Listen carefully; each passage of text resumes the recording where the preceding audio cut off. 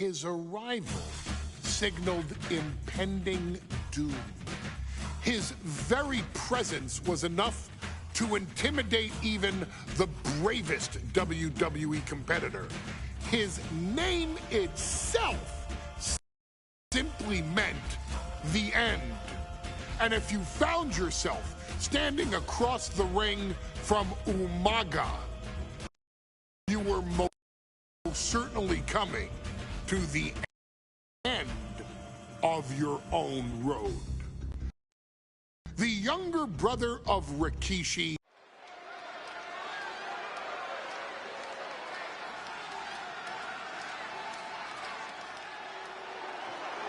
Well, ladies and gentlemen, here he is. He can be the next WWE champion.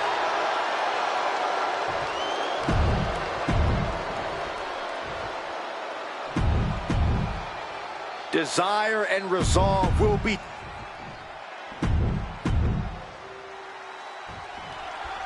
Here we go with the WWE Championship on the line. John Cena versus the Samoan Bulldozer Umaga. Big fight feel here in this building. The undefeated Umaga has set his sights on Cena, and there's nothing left standing in his way. Umaga doesn't just want to beat John Cena. He wants to obliterate him, like he has all his other opponents. But this is John Cena we're talking about.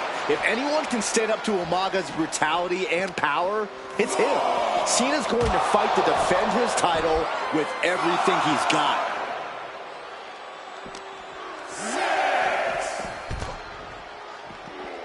Guys, this might actually end in a countout. Headed out of the ring, but the count is looming. Some showboating from Umaga here.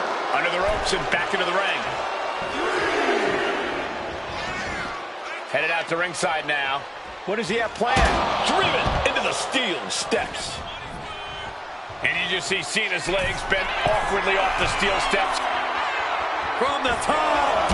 Whoa, look out. Trying to do as much damage as humanly possible. But at what cost? Into the ring again now. Scaling the rope. From the top. Uh-oh. All the way down to the floor. Crashing and burning in maybe the worst way possible.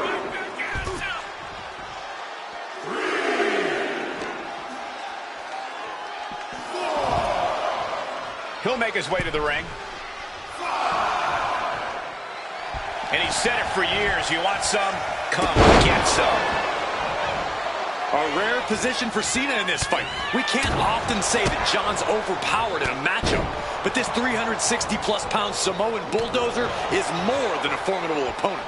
Listen, sometimes when there's a fight, you're not always going to be the biggest. You're not always going to be the strongest. And even if that is the case for Cena tonight, John Cena has never met a fight he didn't like.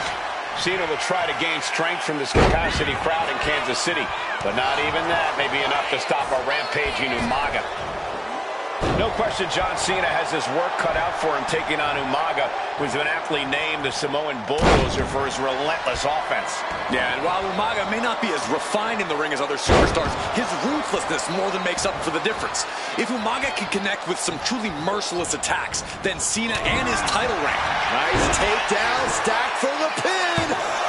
Gets the shoulder up loud. What's it going to take? Loose cover leads to a strong kick out. Able to slip away.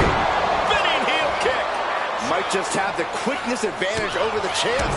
That could factor into this in a very big way when push comes to shove.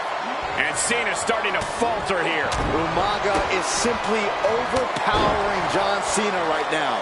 And with the attacks Umaga has been delivering, you have to think about internal injuries mounting on Cena now. Cena doing what he can to halter the beatdown. And if he's smart, he'll try and take advantage of the opening he's created.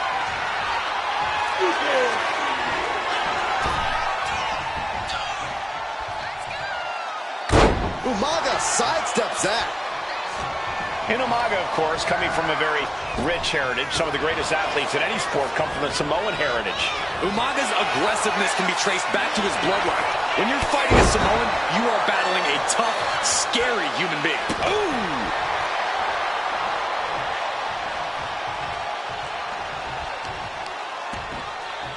Kick to the back. Trampling the opposition. Some good offense from Cena there, but it's going to be hard for John to have any lasting effect on such a huge man. Oh, he paid for that. High risk. Bam!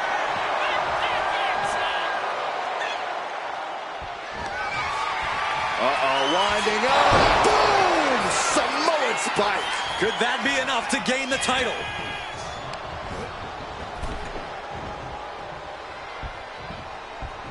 Draped across the top rope. Clubbing forearm. And I could look at Umaga, and he reminds me of Yokozuna, whose unmatched thickness. And Cena flattened in the corner. Umaga's just overpowering him. Look at the strength. Into the corner, just setting Cena up. You have to start to ask yourself, is the end of John Cena near? I think so. Look out! A headbutt. No one has been able to stop Umaga. No one.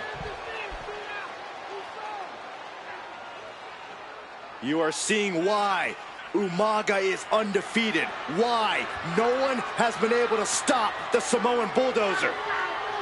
Here comes Umaga, and Cena catches him with a boot. John Cena from behind, rolls him up, shoulders down, and a kick out by Umaga. And Cena immediately back into the clutches of Umaga. I'm not sure what else Cena can do here. I'm not sure John Cena knows how to stop Umaga. And Corey, you know there's no force equal to being on the receiving end of a headbutt from Umaga. It's in Umaga's DNA. Generations have perfected the art of using their own skull as a weapon that could stop an elephant. Brutal attack from Umaga. He smells Cena's blood in the water. Oh, what a headbutt. I don't know, guys. That just opened a pretty nasty cut on Cena. Boom. Sometimes I look at Umaga, and it just scares me. I think he forgets that he's even in a championship match. Estrada is very aware of it, but Umaga sometimes looks oblivious to what's going on, other than the fact that he knows he's... Shoulders down to retain. The challenger fending off the 2 count. There is no quit in this man tonight. Locks in the gut wrench. Suplex.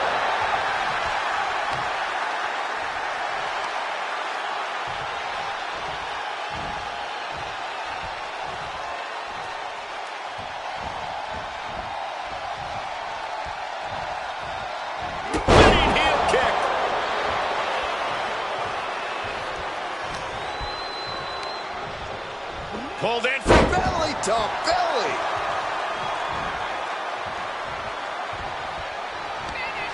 Rearing way back. There's a Samoan spike. Shoulders are down. It's not as bad as it could for the champ. No, they kicked out. The champion kicked out. This is complete insanity. Into the cover. Still holding on to the title by the skin of their teeth. And I think we all know this is only going to make a monster like Umaga even angrier. Two powerhouses, a championship on the line. We knew this would be a battle. Umaga and Cena aren't giving up any ground. Oh my God! Super kick!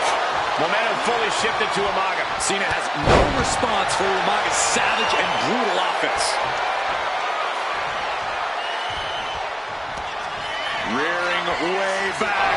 Samoan spike. Are we headed towards a title change? New champion, an undefeated champion.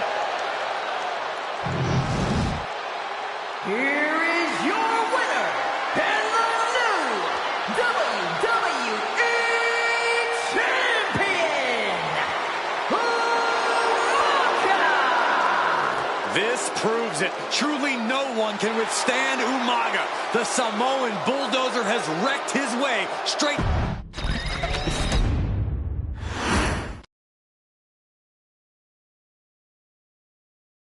Hey, in WWE, things move really fast. If you aren't present in the moment, it can feel like a year goes by in only 2 or 3 minutes. That's why you always have to make time to make sure that you check. Hold on. Did I just hear myself say 3 minutes? Stop. Can you believe I'm actually doing Eric Bischoff's shtick? In the early 2000s, Few words sent a shudder through the roster like the words 3 minutes, summoning the fearsome duo of Rosie and Jamal, collectively known as the 3-minute warning. Initially hired by the aforementioned Raw General Manager Eric Bischoff to interrupt anything he didn't find to be entertaining. You're just not entertaining me. 3 minutes are just about up. The two instantly made their mark in WWE with their complete and total decimation of anyone that was targeted. Their formula was really simple. Two bruisers with surprising quickness who took pleasure in throwing opponents all around the ring with reckless abandon. And the trail of bodies left in their wake remains a testament to their devastation. Rosie, older brother of your tribal chief, Roman Reigns, and Jamal, who would in time develop his skills further and take the name of Umaga, were about instant gratification. They treated matches like a race, seeing how much damage they could fit into the shortest time possible. The 3-minute warning with my brother and my cousin, it was just one of the coolest gimmicks of all time to me. It was catchy, you know what I mean? Like, you kind of knew what was happening. And I feel like we all remember when the 3-minute warning hit for the first time. You know, the whole Den TV area just lit up. Every match was a train wreck, as the two would use their size to overwhelm most opponents, coupling that with incredible tag team maneuvers to increase the carnage to its maximum levels. That approach, maximizing damage while minimizing time, was a 3-minute warning signature. The team itself saw its run in WWE last for a little over a year, but in that time managed to make such an impression with the WWE Universe that it still resonates today. They are proof of the impact anyone can make if they capitalize on their opportunities, as 3-minute warning did every single time. It was a short-lived gimmick, but it was a really cool gimmick, and I just think it shows the versatility of, hey, if you need us to go out there and tell you a Broadway story, I'll cover 2 hours if you like. But if you need us to come out in 3 minutes to make an impact, we can do that too. But you gotta be really good to be thrown in there with the very, very best in the industry. I'm getting all pumped and proud, you know, for my brother and my cousin right now, just thinking about it. WWE 2K25 Showcase, we have selected another team that embodies the same mindset in Akam and Razor, the AOP. Similar to Jamal and Rosie, these two look to inflict the most pain in the most efficient manner. Like 3-minute warning, AOP happily dispatches when summoned. Like 3-minute warning, AOP features two Goliaths who will hurl your body from pillar to post before finally bringing it all to a most painful conclusion.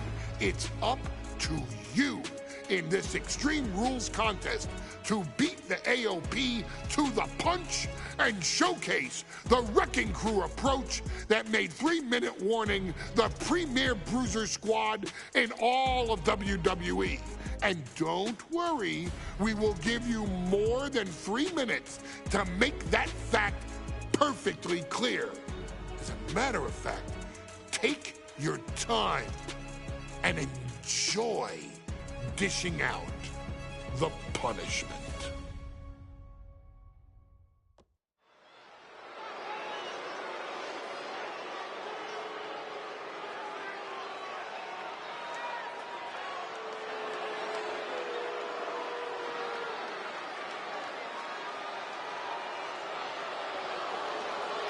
AOP is here, ready to wreak havoc. And they want to prove 3-minute warning has nothing on them. Two roughneck teams ready to use this Extreme Rules stipulation to the fullest.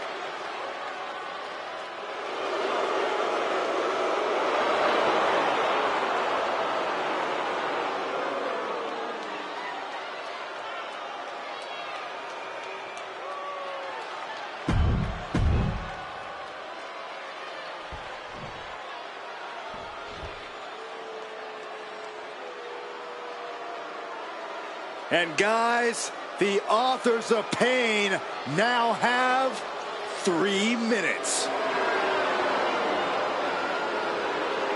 Hands and a combined weight of 770 pounds. Rosie and Jamal. 3-minute warning. Authors of Pain versus 3-minute warning is a recipe for brutality and ruthless carnage. And that's an irregular match, Cole. This is Extreme Rules. These two hit squads are going to tear each other.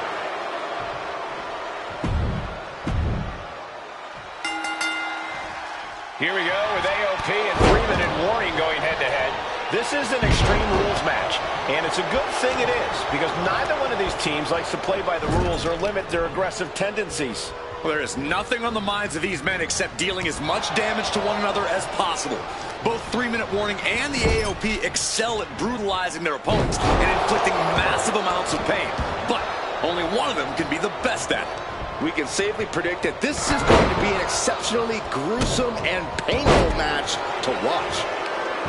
Watch for the hardcore style of 3-minute warning. Both of these men are from the hood, so to speak. Grew up in the streets, brought up to be tough. Rosie and Jamal have a rough tenacity. A duo that couldn't care less about headlocks. They're just all about beating the hell out of you. 3-minute warning's thug-like tactics need to be respected. Rosie and Jamal Taking over! going for the win here. Oh, look at this. Reverses the leverage. Oh, that gets reversed. Into the cover. And an easy kick out. Still too fresh. Boom, running STO plants him. Nicely done. Back suplex, no! Back into the ring now. Forearm club. Ooh, clubbing strike to the back. And Rosie just got shaken up bad with that move. He's already feeling the damage of Extreme Rules. I hope he prepared for more of this.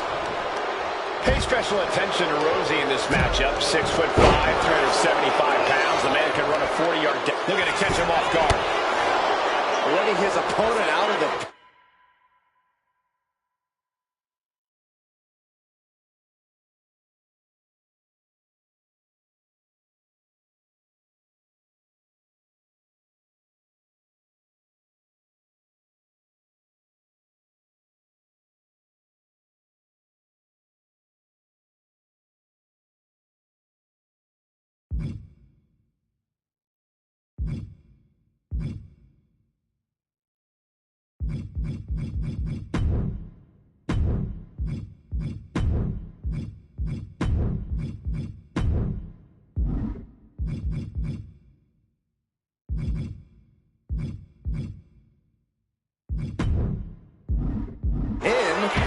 Yeah, gotta wonder what he's thinking.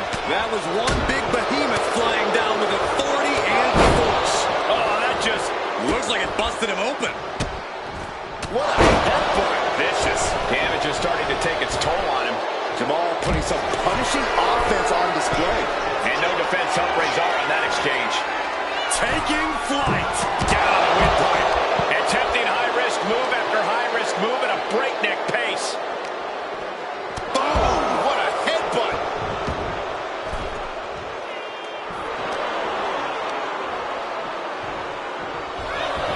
Rosie and Jamal tell their victims that they will feel the 3-minute warning. What does that mean, Corey? Well, it means a lot of superstars will get run over by the pain train, and it's only going to feel like the longest 3 minutes of their lives. When you're as big and strong as Rosie and Jamal, that's how quickly it can be over.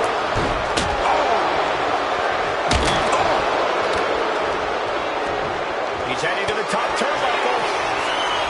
Answer after answer for each other's offense. Boom! Running STO plants him. Nicely done. Razor gets fended off. And here he is, heading back into the ring. Being carried around now. Face first. He's starting to feel the results of this pounding. Man, Rosie and Jamal, Akam and Razor representing the biggest... How are they going to get away with this? Oh, this is bull. Doesn't go well if you still can't get more than a 1 count by now. Now we're talking. This sledgehammer might be what decides this match. And if the first dump doesn't send you to mess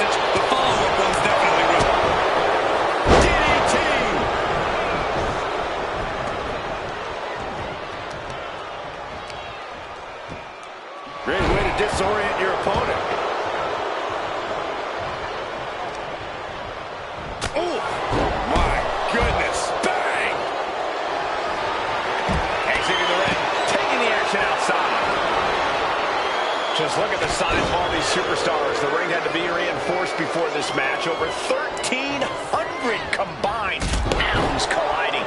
These men are so big and so thick, it's a challenge to wrap your arms around them. It's really just best to find weapons and whack away. Yeah, and there's plenty of weapons to choose from tonight. No doubt about it. This is just an extreme insult to injury. Heads outside the ring. And no countouts means he can take his time. Good God, what force. The hammer dropped. Literally. Something might be broken. Wielding the sledgehammer, clearly feeling the power that comes with it. Oh, man. Adding more injury to injury with that hammer.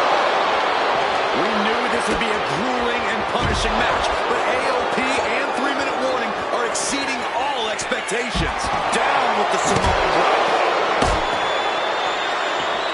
Oh, my gosh, going head-on into the stairs.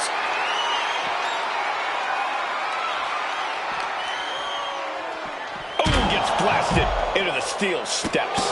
Oof. Nasty kick to the face. 3-minute warning might just be done messing around. Sliding into the ring now. Does the official not see him removing the turnbuckle pad? Keep your voice down.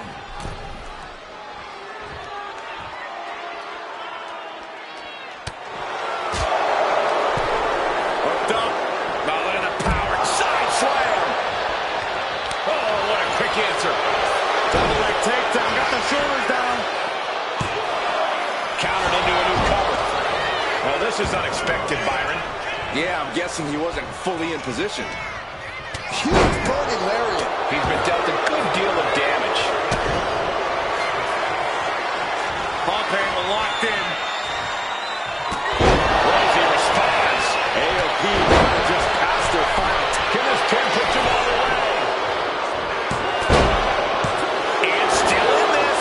He refuses to stay down. Pure instinct. Forearm just raking across the face. And this has quickly become a match to be remembered. A classic in the making. How in the world is it going to end? Going for the run. Chop slam. That's it. 3-minute warning are done. He comes to the rescue for his team. The steel chair. Looks like he's opted to go with the simple but effective statement here. Looks up their opponent. Sidewalk slam delivered.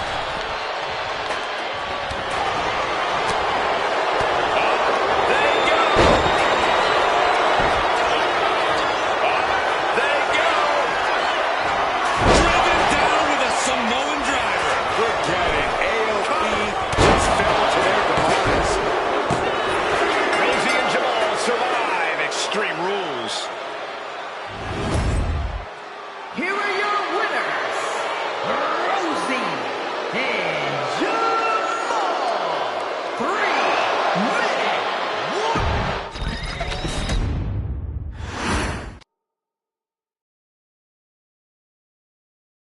We've come to the part of the showcase where we get to talk about Tamina. Ever since walking in WWE, shoulder to shoulder with the Usos, Tamina's alliance with this dynasty has never been in question. I remember watching Monday Night Raw and I seen Tamina debut with my brothers. It was a pretty cool, dynamic, right? With my brothers and Tamina. Together, Tamina and the Usos helped each other navigate through a trial-filled first year in WWE, making sure they all survived together. In later years, Tamina has formed alliances with both Naomi and Nia Jax, honoring this family's connection. While Tamina has looked to create her own name in the industry, she has never missed a chance to acknowledge her place in this family either. Trained by Afa and Sika, the wild Samoans, Tamina was instilled with the same instincts that have carried each member of this family to wrestling glory. Her in-ring approach is similar to many in the bloodline. Quick striking, high-impact attacks, and smothering holds.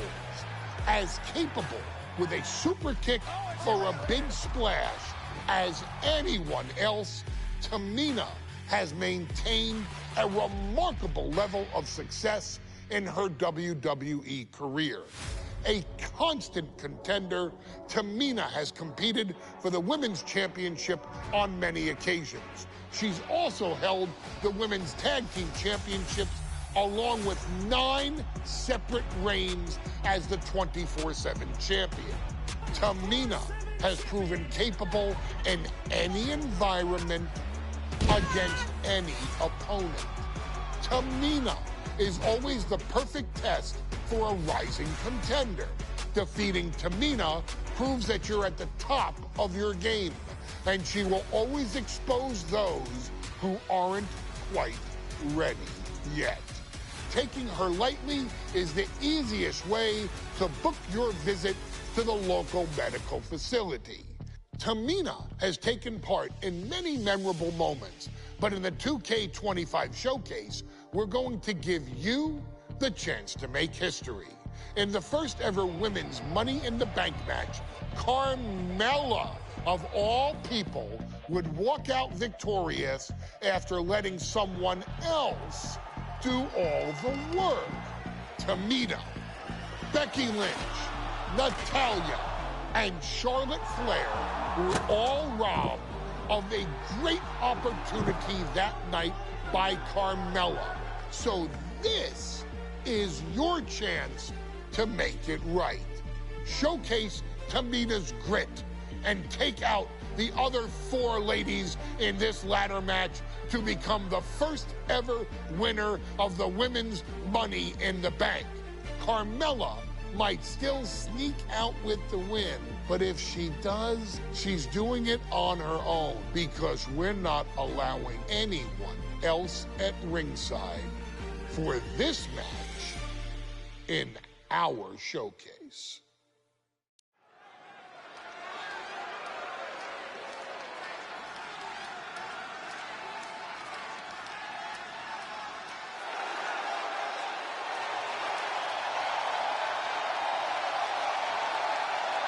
We are making history tonight here in St. Louis, the first ever Women's Money in the Bank ladder match. The following is the first ever Women's Money in the Bank ladder match. Introducing first, from the Queen City,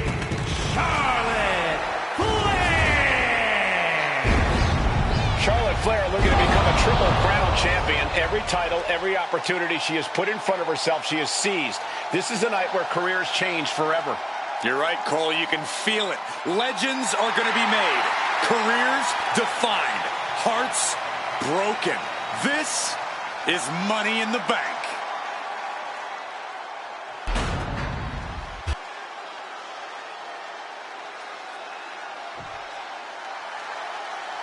And Byron, Becky Lynch with a very astute point.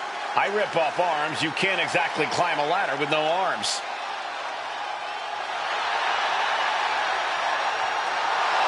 Next, from Dublin, Ireland, Becky Lynch. To add to that, Michael, I talked to Becky earlier and I asked, "Are you nervous about this?" She said, "Yeah, I'm a little nervous, but I'm more excited than anything."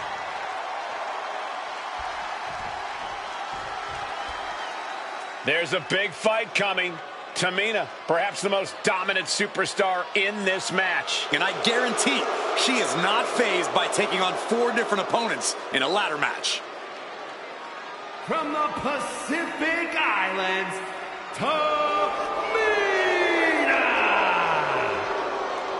This is a milestone moment that is being watched all over the world. And Tamina is hoping to live up.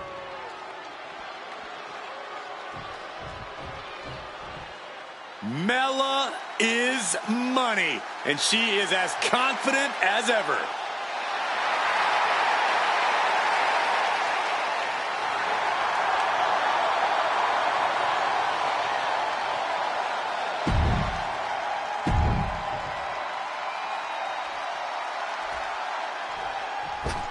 Natalya, another superstar who walks into this match thinking she has legacy on her side tonight.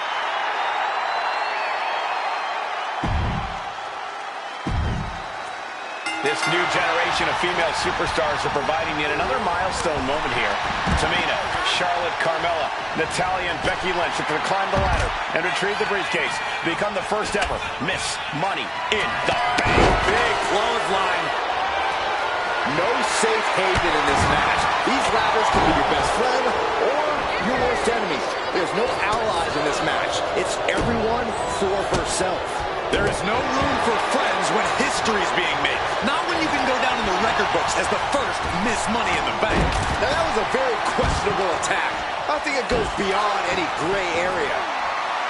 Such a dangerous setting for all these superstars. Ladders are everywhere. Each competitor is only limited by their imagination.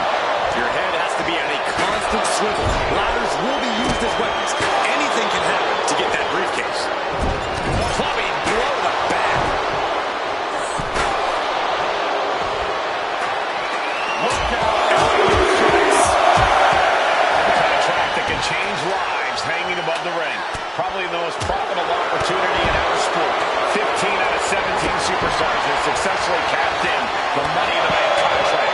A surprise cash-in has only failed once, and the other failed cash-in was awarded to a week in advance. All right, hard. Suplex. And look at this now. Yes, applying the submission hold. Trying to take an arm out of the socket here.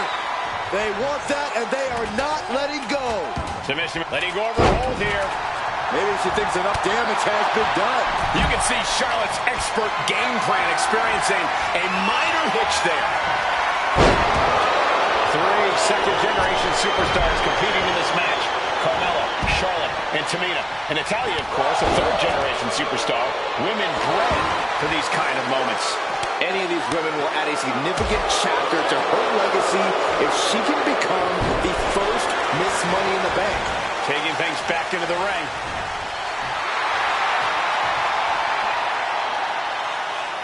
I don't know what they're looking for here. And it looks like she has swift justice in mind. Going for the kendo stick like that. What a clothesline! Gentlemen, no need for monitors right now. The fight is right in front of us. And repeated impacts like that will weaken you mentally as much as it does physically. Is there anyone more intimidating in this group than Tamina? I've said it before. It could be a coming out party for Tamina. This is her time to live up to her family's legacy. If Tamina wins the contract, it guarantees her first title opportunity in over 2 years. More than an opportunity, it pretty much guarantees Tamina will become the next women's champion. Up the ladder now. Let's see if this is right for the picking. Trying to reach it, trying to win. Slow and steady won't win the race in this situation. Working the midsection there. Drop kick. And she heads out to the floor. Obviously was in need of a breather. Now here's Becky Lynch.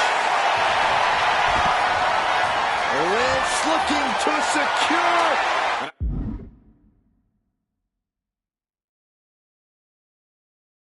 I think this has just turned into something that isn't a match anymore. This has turned into... And she breaks her own submission hold. We don't see that often. That can either psych out her opponent or come back to bite her. There's literally no limit to what she can do with something like that ladder. And looking at the playing field, the majority of these women love to utilize their submission offense to put opponents away. Tapping someone out won't win this match, but these women should not shy away from using the biggest weapons in their arsenal.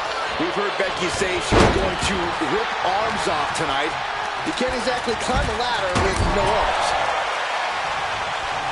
Countering the Queen. Powerful contact by Tamina.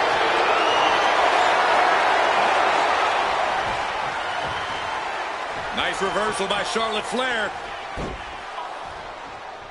Charlotte driving Tamina, and both tumble to the floor.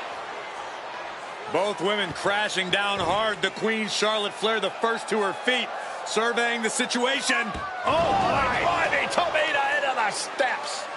Well, you are seeing a heightened level of aggression, heightened level of intensity from all these competitors because of the stakes involved. Guys, where's Charlotte going? Flair looking to up the ante now from the top. Oh, my goodness, taking out everybody. The Queen rising to the occasion. What you just saw is why we say Charlotte is genetically superior. Yeah, undeniable athleticism from the Queen. Can it pave her way to the top of the ladder? Sliding back into the ring. Big time, Bex not backing down, not toning it down for anyone. Headed up that ladder. Center of the ring. Tamina's absolutely wrecking shop on the Italian, making sure the veteran won't have the strength to climb a ladder at all. Up on the ladder and throwing hands. This could end badly. It's going to take some time, but you got to just keep going. Clearing out the announce table. This isn't going to end well.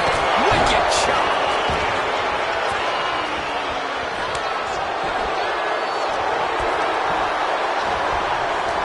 Propped up in the corner. Climbing up, but is there enough time to go for the win? Big time clothesline. Good grief. Tamina heading up. From the heavens. Nobody home. Put it in paper. Great shot. Money in the bank briefcase still hanging high. This is what it's all about. The opportunity. Boom.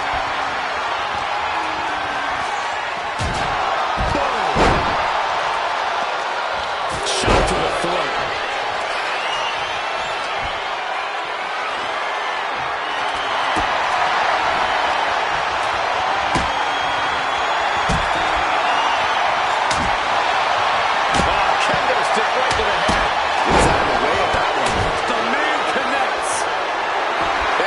Looking to embarrass her opponent. Look at this. She's going for her destiny, guys. But she better hurry. She doesn't have much time. She's in place. Can she end this here? This is a risky play, but could be the only opportunity all match. Ladder set right in the middle of the ring. Starts to climb, but needs to move quickly.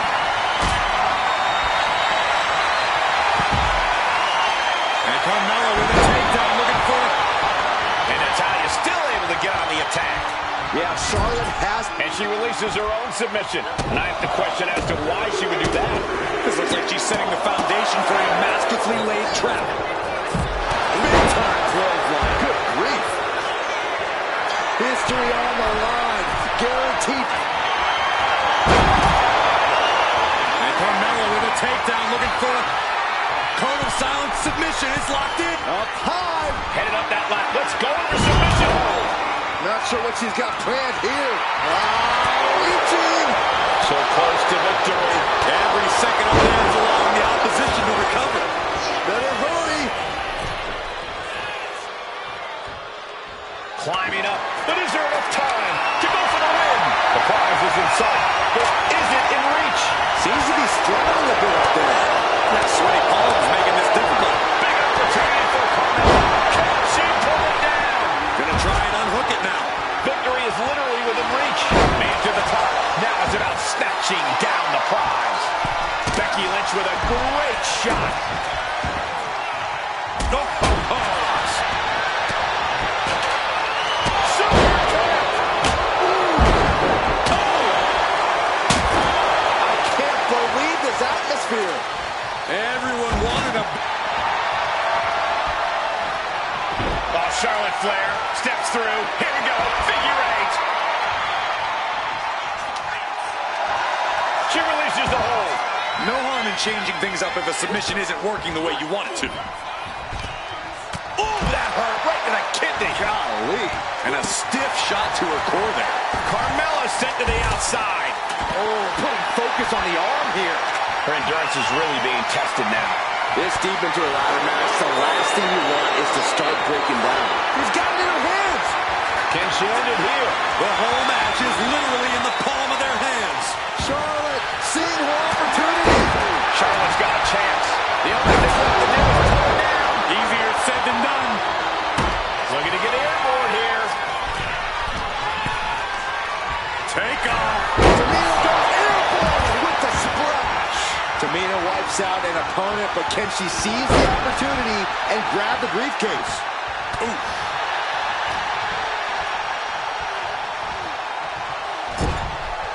She's vulnerable up on the top turnbuckle. Uh-oh, look at this. This is going to be bad. This is not going to be for the weak of heart. Up to the top turnbuckle. Spanish fly. And there's a good blow to the body. And this one could be moving to ringside. Oh, man. Obviously hoping to take things to the next level with this ladder. Oh.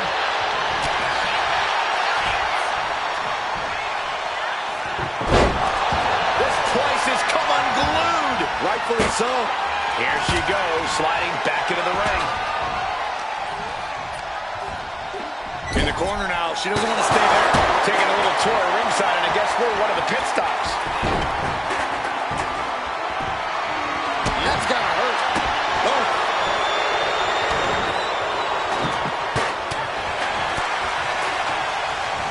She reverses and creates an opportunity.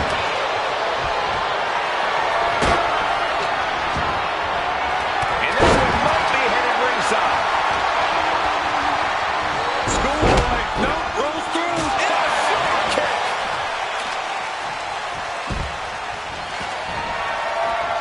German suplex. Charlotte Flair with a trademark chopping. Natural selection. Natalia's night could have just ended right there. She might... Suplex rolls through. Oh. Disarm her. Disarm her. She might want to tap here. Maybe her... Let's go. She just released the hold. Maybe she has something better in mind. She's headed to the outside. No threat of count out here. Smack dab in this. This could be the beginning of the end. Uh-oh. Sharpshooter applied. And somebody get in there to stop this. And she lets go of the hold. Maybe she didn't look from the heavens. And now here's Tamina. Charlotte doesn't have a chance of coming back from that maneuver. Ladders in position. Gonna make the climb. Working on the hook here. Looks like scaling the ladder was the easy part of the job. Unhooking the prize is the big challenge. She's stretching. But can she get a break? It's just a matter of time now. No room for error on top of the ladder. Tamina has it. Fingertips away from winning the contract. Straining to get this thing down. You got to do everything you can at this point. And she's coming back to the ring now. Big time clothesline. Good grief.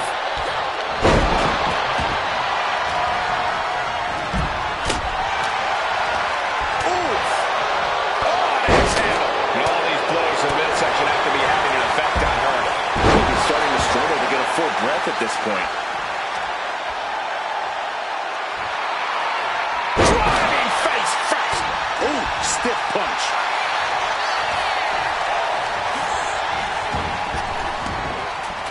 Ooh. We got a little tandem offense in our future. How about it? Steel ladder being used as a weapon. Using the ladder as a weapon. And there's more damage getting piled onto Charlotte. Becky's staying alive, but you just know she's got to be thinking of a way to end all of this as soon as humanly possible. And enters back into the ring.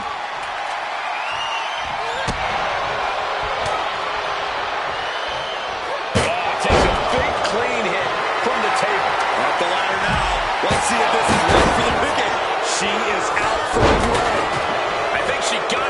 Austin. Yeah, this match is getting grisly. Ooh, what a damaging blow.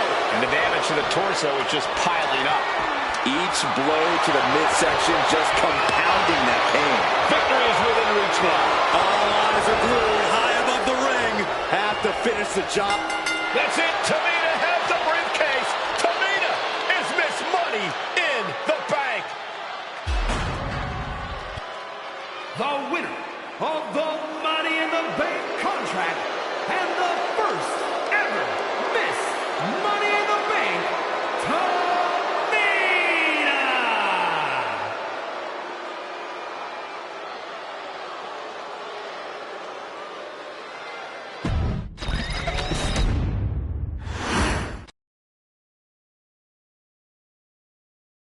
Any member of this family that enters the professional wrestling business knows about the expectations that are going to be on their back. They know about the prestige that their very name carries. They know that those who came before them have accomplished so much. Bearing the weight of those legacies can prove to be way too much for almost anyone, but that was never the case for Jimmy and Jey Uso.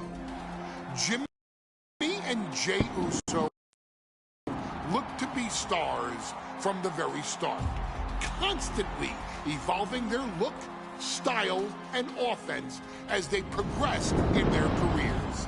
Face paint and war dances would fade away, and the two would embrace the day one-ish mentality, looking to punish opponents and send them to the Uso penitentiary.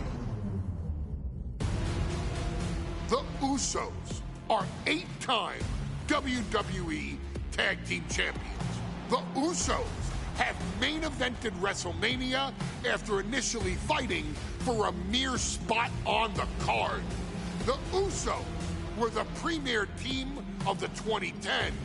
The Usos are the greatest team of all time. Jimmy and Jey are poetry in motion, each knowing what the other is looking to do next, each using every bit of savvy they gained growing up in professional wrestling to keep their edge. And sure, in recent years, it's been difficult between the two. Jimmy did cost Jey his match at SummerSlam against your tribal chief, Roman Reigns. After months of the anger building between the two, Jimmy and Jey ended up as the first two entrants in the 2024 Royal Rumble match, bringing things to a head. But even that moment wasn't enough to settle the issue, and so they would fight again at WrestleMania 40. Jey Uso truly became main event and found his inner yeet, even adding another tag team championship with Cody Rhodes as his partner. As your wise man eventually would suffer as well, Jimmy found himself betrayed by Solo Sikoa and unceremoniously dumped out of Solo's version of the Bloodline. When Jimmy and Jey are a tag team, they are pure art. They are the reason for the resurgence of tag team wrestling's popularity over the last 15 years. And perhaps, oh, perhaps, their grandest moment came during the 2017 Hell in a Cell, when they would lock horns with perhaps their greatest opposition ever, The New Day.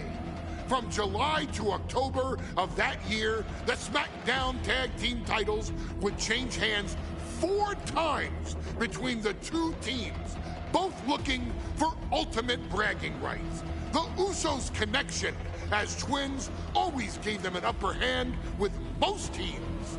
But the New Day had their own trick, utilizing the Freebird rule to allow any 2 of the 3 members to compete in any match. Jimmy and Jay could never know for sure who the opponents would be, with a different game plan needed for each iteration. With nothing clearly settled after 4 months, the New Day would offer to defend inside Hell in a Cell, and the Usos gladly accepted. We've seen the Usos showcase tag team wrestling at its most beautiful. Now we want you to showcase the brutality that exists within Hell in a Cell. Big E and Xavier Woods are going to use everything at their disposal to take you down. But you've been down since day one. Now it's time to force the New Day to realize there's nothing wrong with them being, and there's nothing that's stopping you inside Hell in a Cell.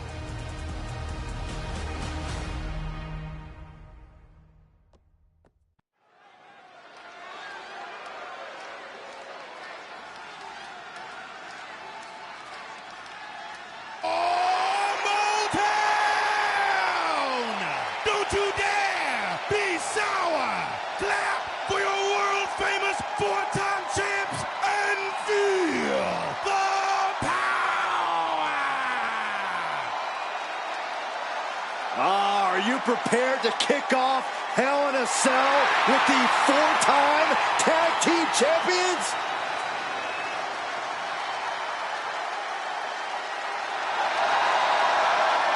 The following contest is a tag team Hell in a Cell match and is for the SmackDown Tag Team Championship, and accompanied by Kofi Kingston at a combined weight.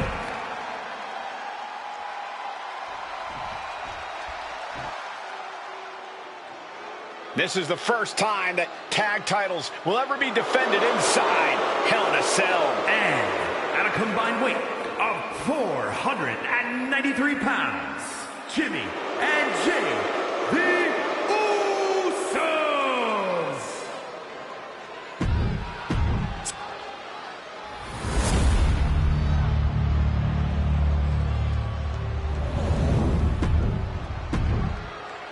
There you see what it's all about.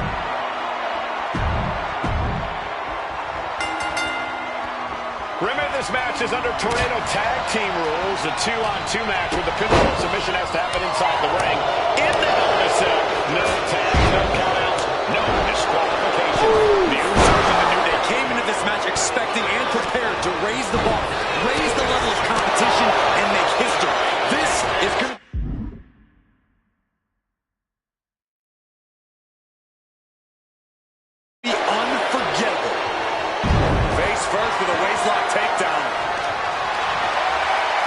following the footsteps of many great family tag teams, the Steiner brothers, the Head Shrinkers, who, of course, Jay and Jimmy's own father was a member of. It would be a very proud moment for the Allen family if the Usos can capture their 5th tag team championship here.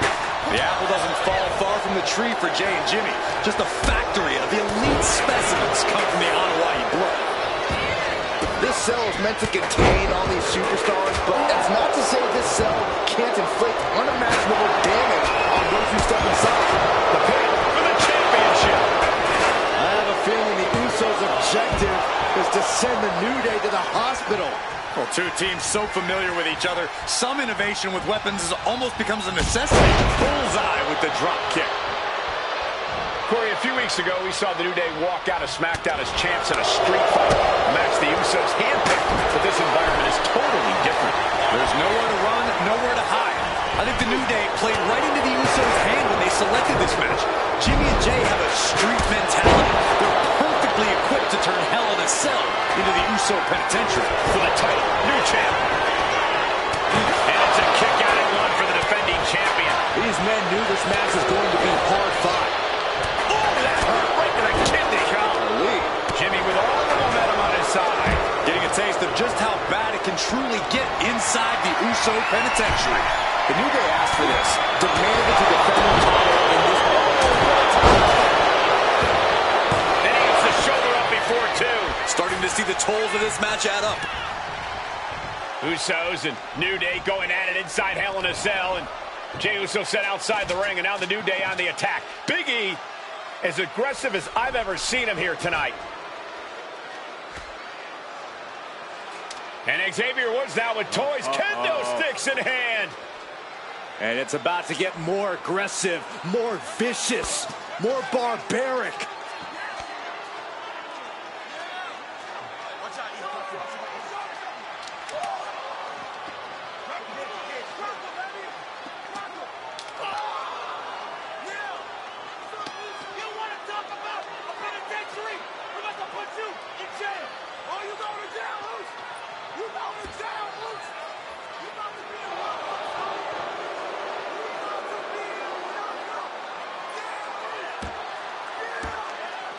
I've never seen this vicious of a side from the New Day.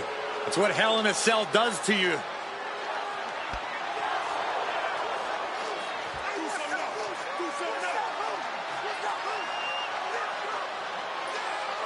Oh, now with the kendo sticks, Xavier Woods unloading.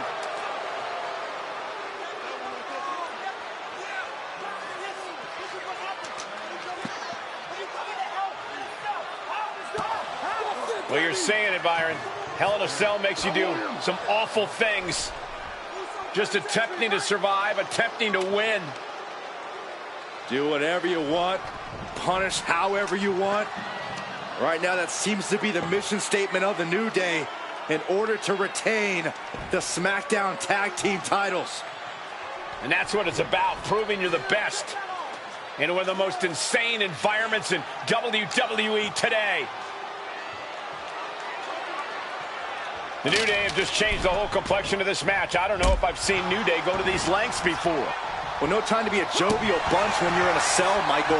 Tonight, it's not about entertaining. It's about putting your sworn enemy to rest for good. Talking to Xavier, he told me the one thing the Usos have taught us is that we have to embrace a more lawless culture here in WWE. A more lawless culture in this rivalry. And that could be the reason the New Day chose to have this match in the Hell in a Cell. It's been such a chaotic rivalry.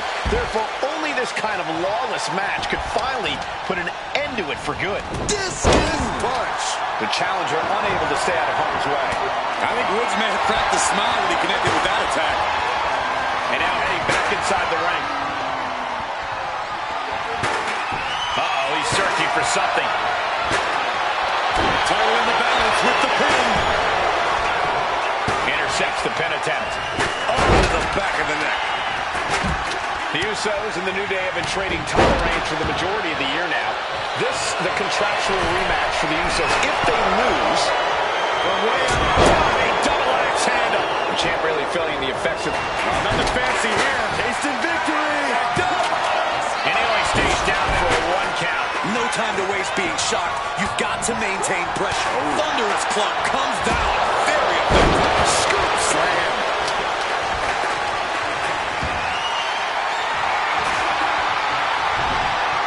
Avoided the attack with a nasty chop block. Good night. Swing on sight and don't stop swinging till it's over. The Usos being relentless in their punishment. Climbing to the top. What's he thinking? From the top. Double axe handle connects. Took a gamble once, took a gamble again, and hit the jackpot twice. Face first with a waistlock takedown. The champ looks dead on their feet. Looks like the gas tank is running past E now. Legs caught. Might try the leg into a belly to belly. That was impressive. Picked up and being carried around now. And no-nonsense attitude of the Usos being matched in kind there. Back into the ring here.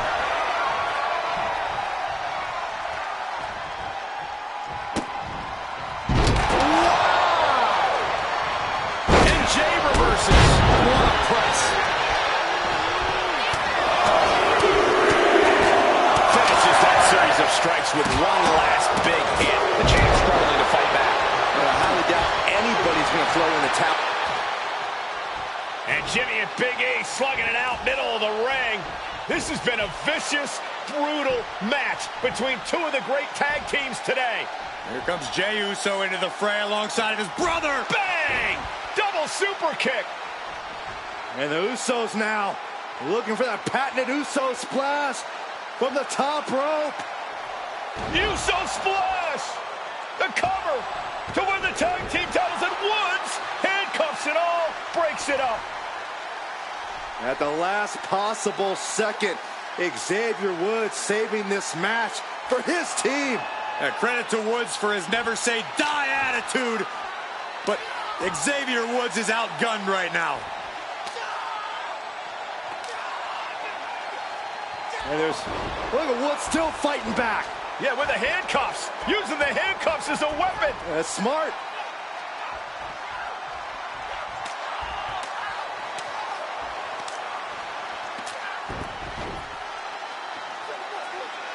And Woods now down. And trying to still fight back. What heart from Xavier Woods. That Hart may not have much more fight left. Jimmy and Jay back up to the top one more time. Uso splash in stereo. The cover. The Usos win the tag team titles. Here are your winners and the new SmackDown Tag Team Champions, the Usos.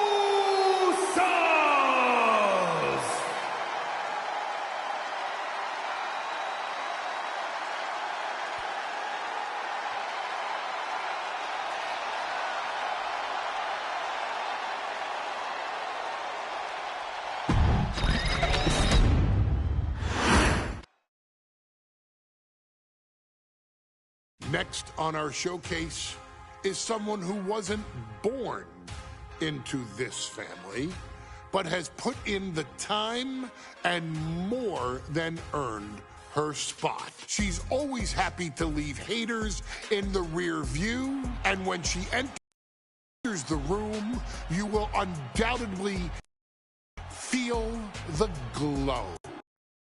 Of course, I'm talking about Naomi, who many of you may know has reigned as Jimmy Uso's wife and queen for over 10 years. There's the old saying that behind every good man is an even better woman, and this could not ring more true than Naomi, who I will say is an absolute treasure. Jimmy will frequently speak during old bloodline planning sessions about how much her support and love drove him to improve as a superstar, always stressing her importance not only to the WWE Women's Division, but to his career and his life as well. In the ring, there is no denying Naomi's skills. The former women's tag team and two-time SmackDown Women's Champion has the mental tenacity to push through the toughest part of any match and possesses breathtaking physical skills. Naomi uses her dancing background to constantly innovate with her offense, resulting in some of the most beautiful moves you will ever see, unless you're on the receiving end of them. Naomi is an inspiration to so many of our younger members of the WWE Universe, showing a new generation that anything is possible if you just put in the work and never stop believing in yourself. Naomi has battled against the very best in the women's division, taking on foes like Charlotte Flair, Bayley, Shayna Baszler, and Io Sky.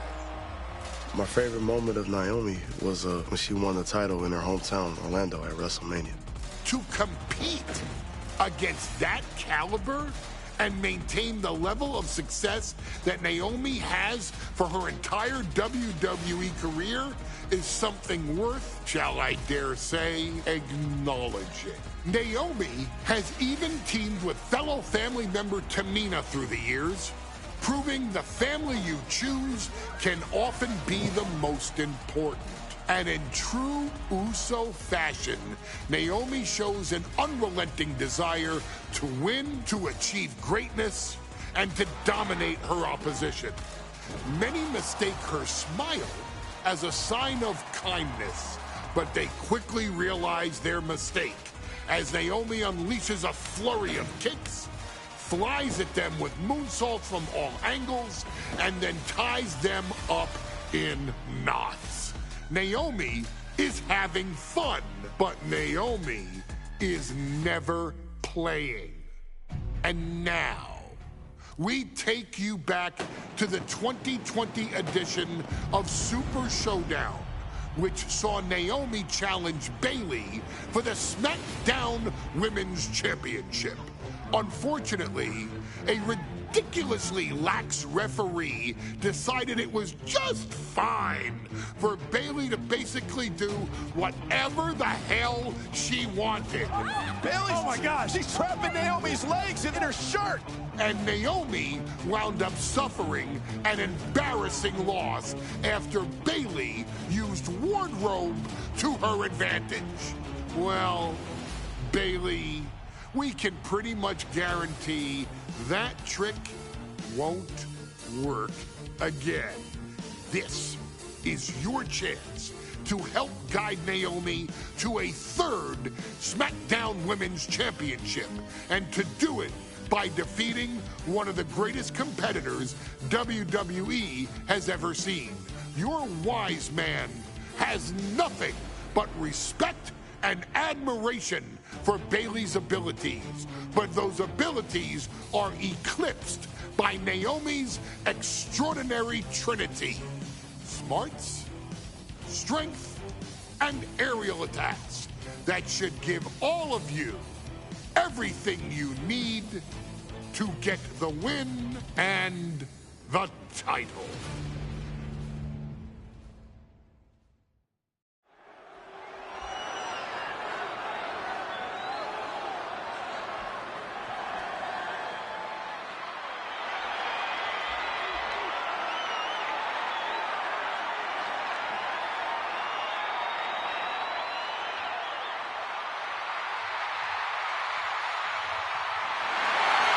Gentlemen, it's glow time!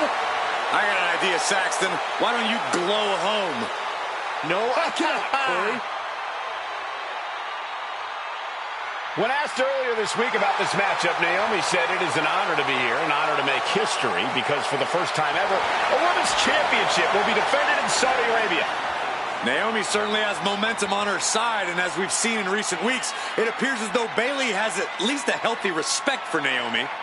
Well, so much of Naomi's career has been predicated on making history. You think back to Naomi being the winner of the inaugural WrestleMania Women's Battle Royal, being the first African...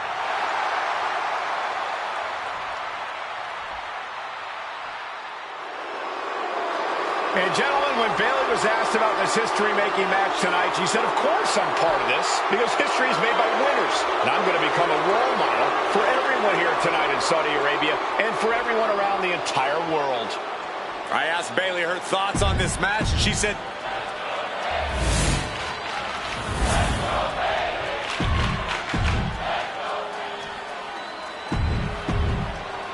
for the first time ever, we have a women's championship.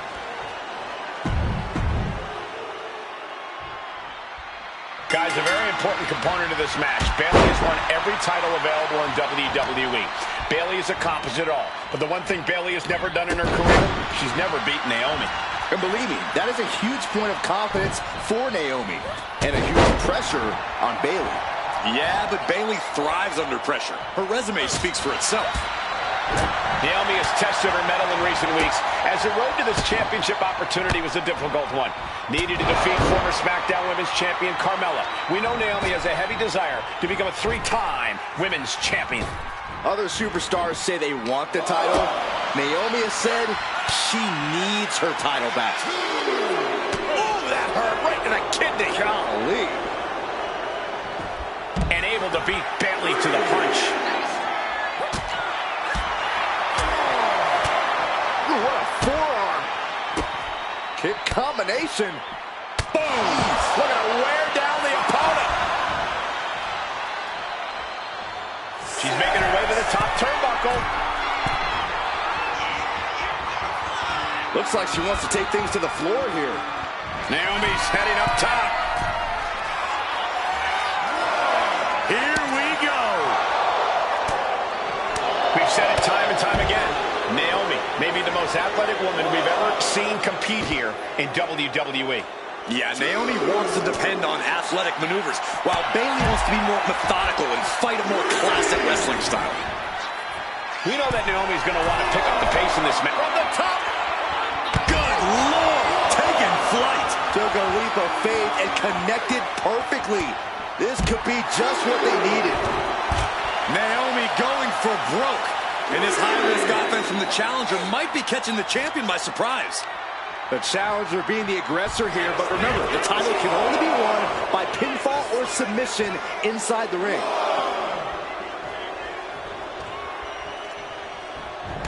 Wicked chop block. And Naomi has been quick to take to social media lately, reminding everybody that Bayley has never beaten her one-on-one. Yeah, not so subtle reminder to Bayley, who has been very insulting, very humiliating to a lot of people in WWE. And that attitude is why Naomi wants to dethrone Bayley. Got the cover, looking to hang on to the title. At the last second, with the title up for grabs. Somebody pinch me, I gotta be dreaming. There's no way she's still in this match.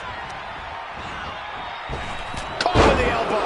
And no, it looks like that might have busted her open.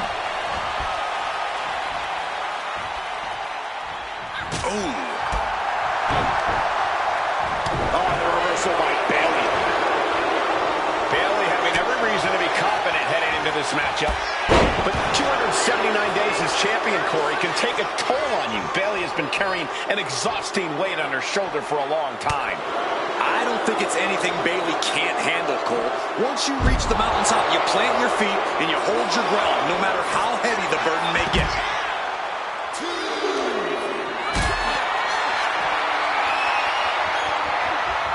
Gets lifted into position.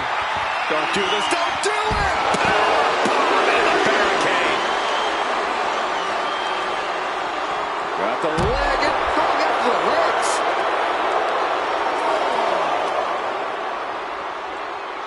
What now? Stomp to the guts. Oh, an insult to injury. Ooh, point of the elbow counters that. Calls out the rear view. We might be moments away from crowning a new champ.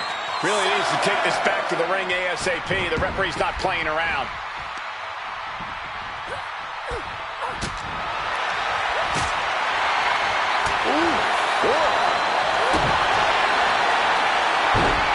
Naomi, feel the glow. Let's go under submission hold. Not sure what she's got planned here. She turns it around with the reversal. What a forearm. This is a situation you want to avoid. Real count for the title. And the champ can't keep the challenger down long. Late in the match, but somehow had the incomparable power to kick out before the 1 count. Oh, what a clubbing blow.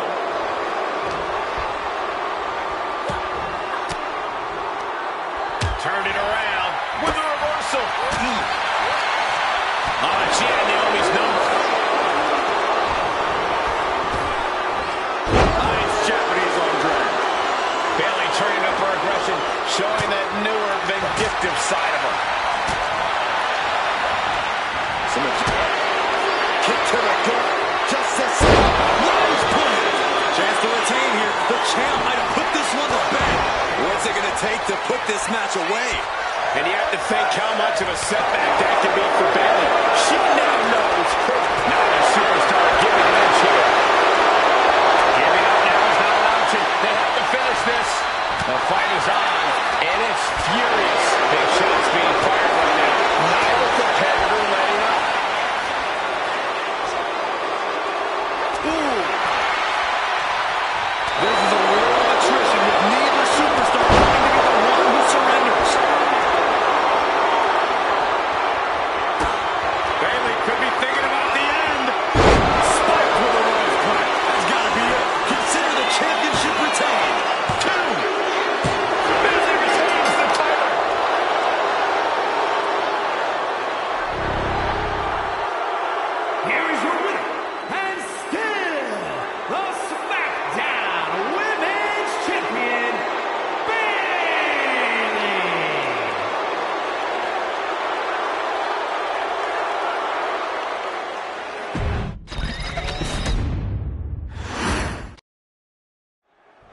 versus Naomi. SmackDown Women's Championship on the line.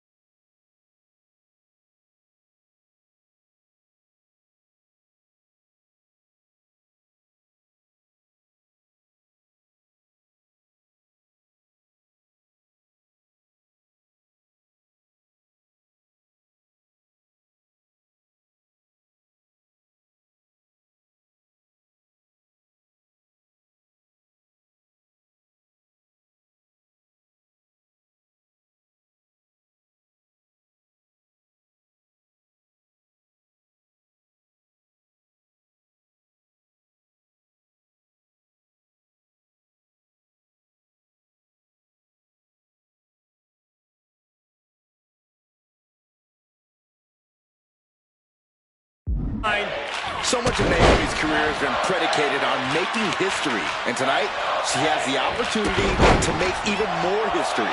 And Naomi's got plenty of momentum coming into this match and is feeling mighty confident herself. And Naomi has been quick to take to social media lately, reminding everybody that Bayley has never beaten her one-on-one. Yeah, not so subtle reminder to Bayley, who has been very insulting, very humiliating to a lot of people in WWE. And that attitude is why Naomi wants to dethrone Bayley, take the SmackDown Women's Championship away from her, and maybe humble Bayley a little bit.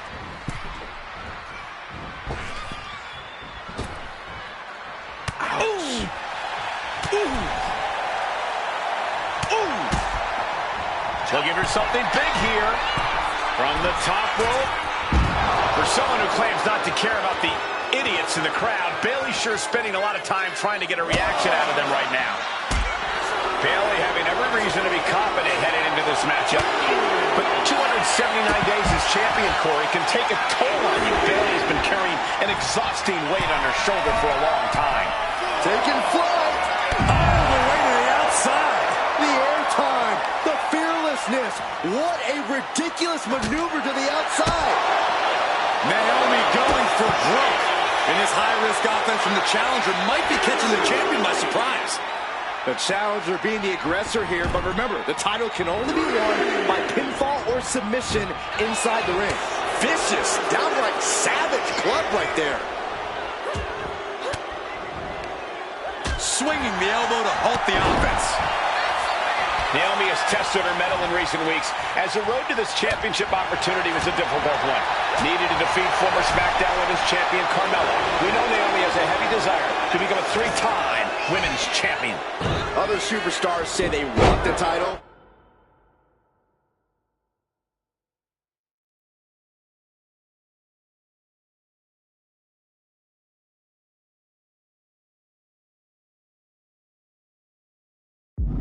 Naomi is pin attempt by the champion.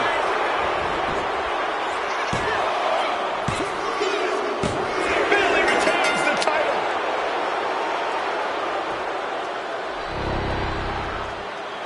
Here is your winner, and still the...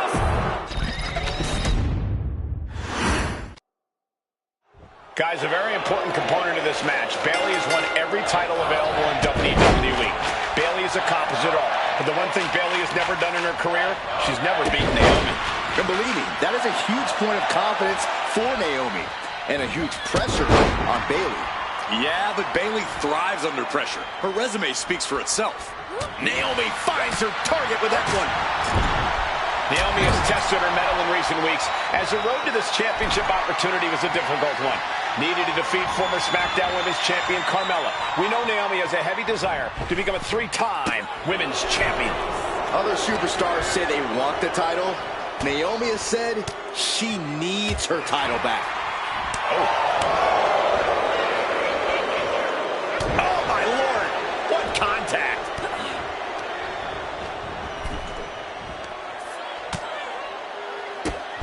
drop kick hits hard, lands harder. From the top, crashing to the floor. Good God, just a disgusting thud heard here at ringside. Now looking to do battle right here in front of us. And Naomi has been quick to take to social media lately, reminding everybody that Bayley has never beaten her one-on-one. Yeah, not so subtle remind. Look out! Quick thinking from Naomi. Did you hear the impact? Big forearm. And Naomi has taken the upper hand. And Naomi continues to somehow have Bayley's number here. A complete stalemate of reversals here. Neither one giving an inch. Heading back to the ring. Naomi's heading up top. Taking flight. Bayley avoids the assault. That misstep could have cost them this match entirely. A hard landing for sure. Range down an elbow in retaliation. Bayley having every reason to be confident heading into this matchup. But 279 days as champion, Corey, can take a toll on you. Bayley has been carrying an exhausting weight on her shoulder for a long time. I don't think it's anything Bayley can't handle. Perched up top. What? The 1-2 punch of high risk, high reward. Naomi going for broke. And this high-risk offense from the challenger might be catching the champion by surprise. The challenger being the aggressor here, but remember, the title can only be won by pinfall or submission inside the ring. And Bayley's having trouble managing his onslaught. Naomi picking up the pace against Bayley and keeping her all out of sorts. This is getting awfully close to a count out here. And she just... for the victory! She still fights out in one. I'm happy she did. I don't want this match to end.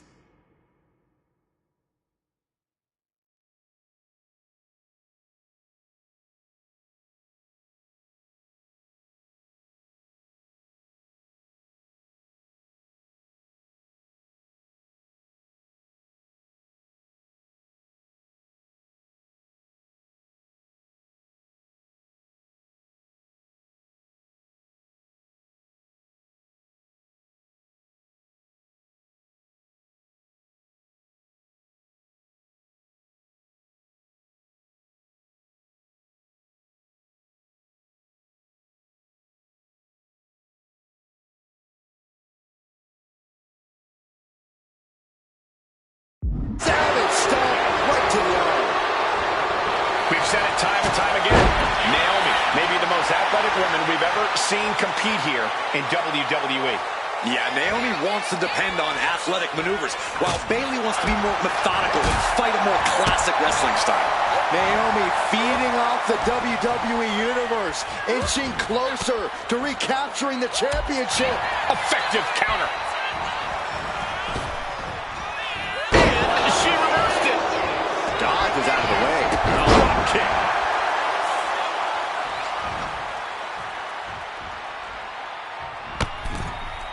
All the way to the floor. She heads out of the ring. Needs to mind the official count. Power drop kick. And Naomi keeping Bayley on her toes, pushing the pace on the champion. Naomi moving fast, showing that superior athleticism. Bayley might not be able to keep up here.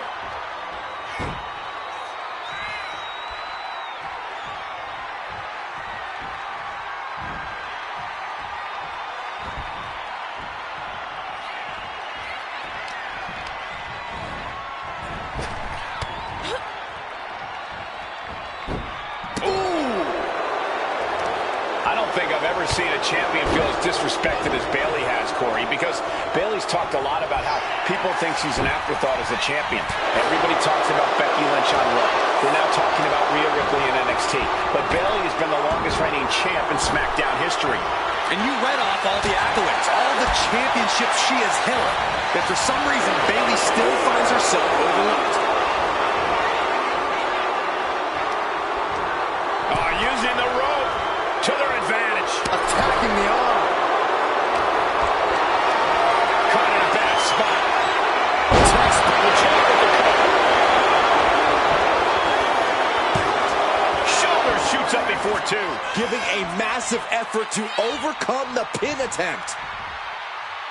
Drops a knee. And I think it was you, Byron, who asked Bayley if she changed. And she said, I didn't change. I just did what I had to do, and look what I've done. Well, you're right. Love it or hate it, Bayley's doing what she's had to do by hook or by crook to maintain a stranglehold on the SmackDown Women's Championship. Headed to the outside. But for what reason? Throws her back in from ringside. Spinning heel kick. She's going up now. Going up high. Taking flight. Body splash.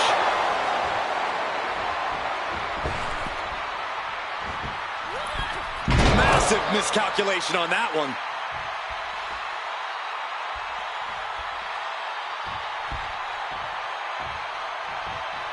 Drop kick.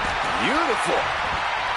Byron, you've talked a lot about this change in Bayley and how people can't believe that this is the type of person she's turned into. Well, it comes down to career frustration. Bayley is frustrated with her career progression.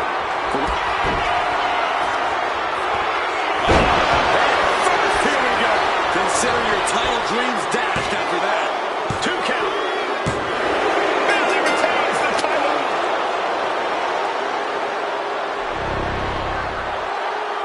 Here is your winner, and still the SmackDown.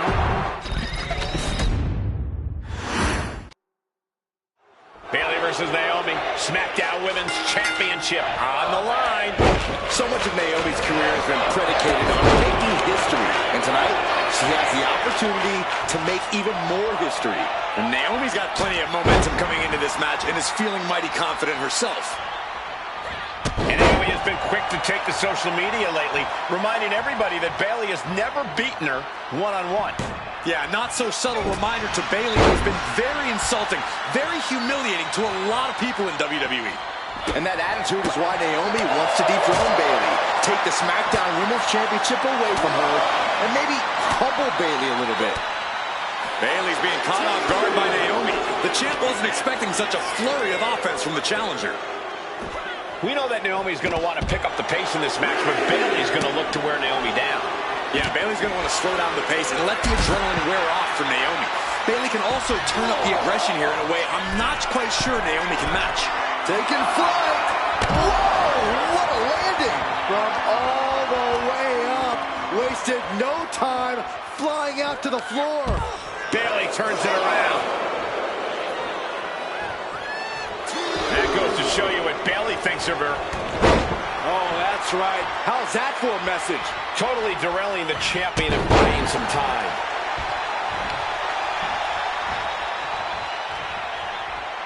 Drop kick.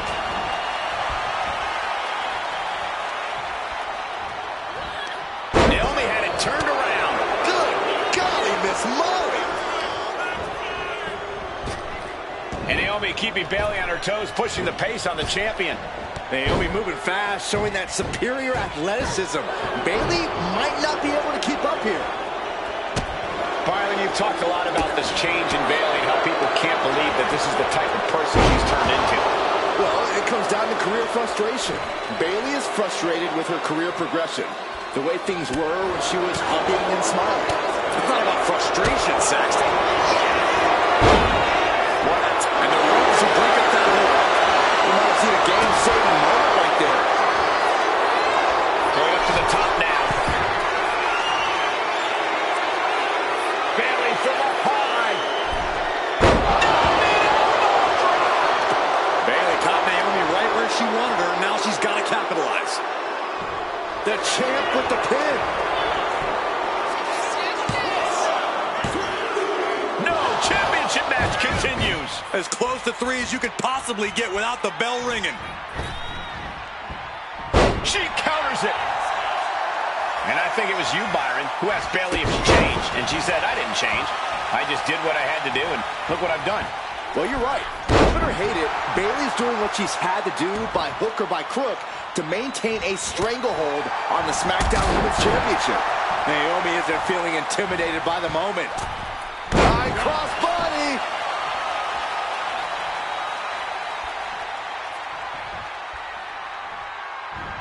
Off the ropes. Leg drop.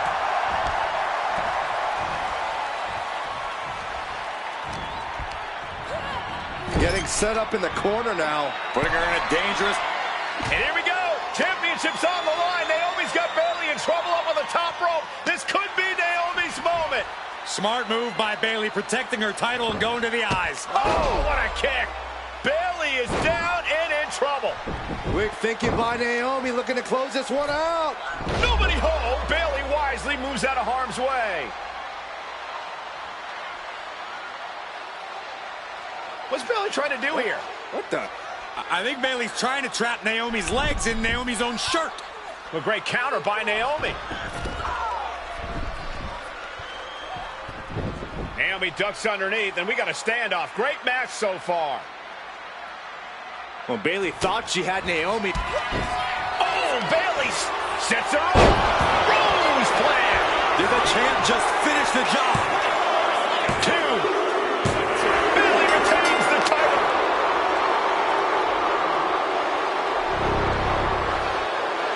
Here is your winner, and still the...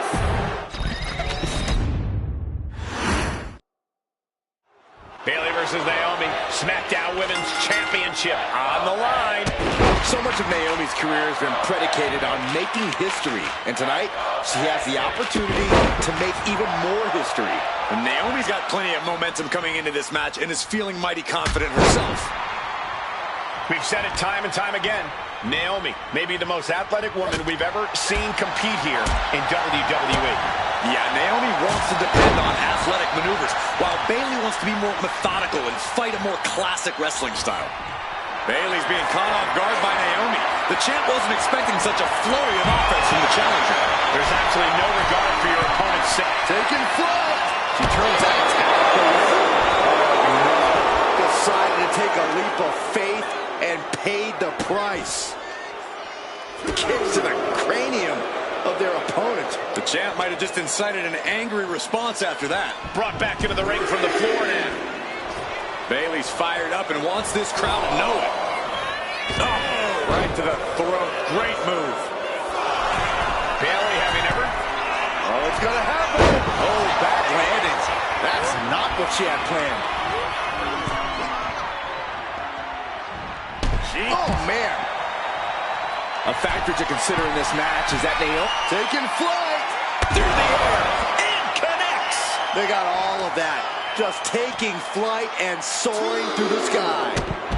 Naomi going for broke. And this high-risk offense from the challenger might be catching the champion by surprise. The challenger being the aggressor here, but remember, the title can only be won by pinfall or submission inside the ring. Forearm smashed. And Naomi keeping Bayley on her toes, pushing the pace on the champion. Naomi moving fast, showing that superior athleticism. Bayley might not be able to keep up here. Sliding in under the rope. She's back in the ring. What a drop kick.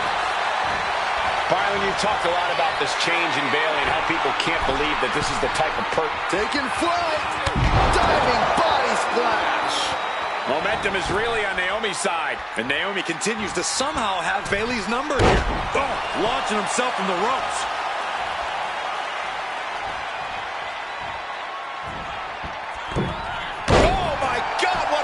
Body. Naomi isn't feeling intimidated by the moment.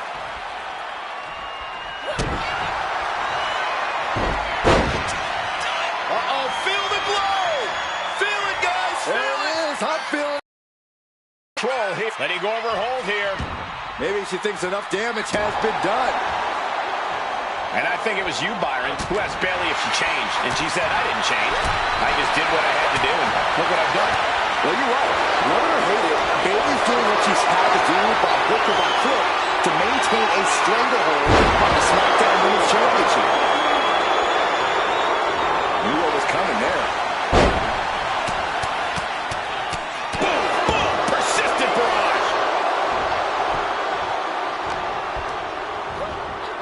Goes into the corner. Setting her up here. And here we go. Championship's on the line. Naomi's got Bayley in trouble up on the top rope. This could be Naomi's moment. Smart move by Bayley, protecting her title and going to the eyes. Oh, what a kick. Bayley is down and in trouble. Quick thinking by Naomi, looking to close this one out. Nobody home. Bayley wisely moves out of harm's way. What's Bayley trying to do here? What the? I think Bayley's trying to trap Naomi's legs in Naomi's own shirt. A great counter by Naomi. Naomi ducks underneath, and we got a standoff. Great match so far.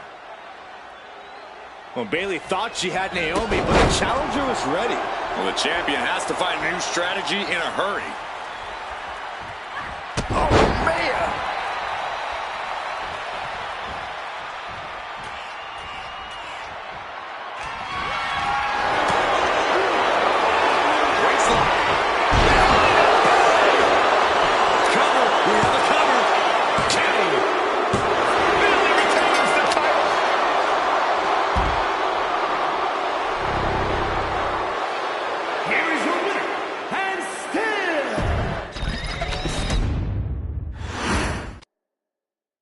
Guys, a very important component of this match. Bayley has won every title available in WWE.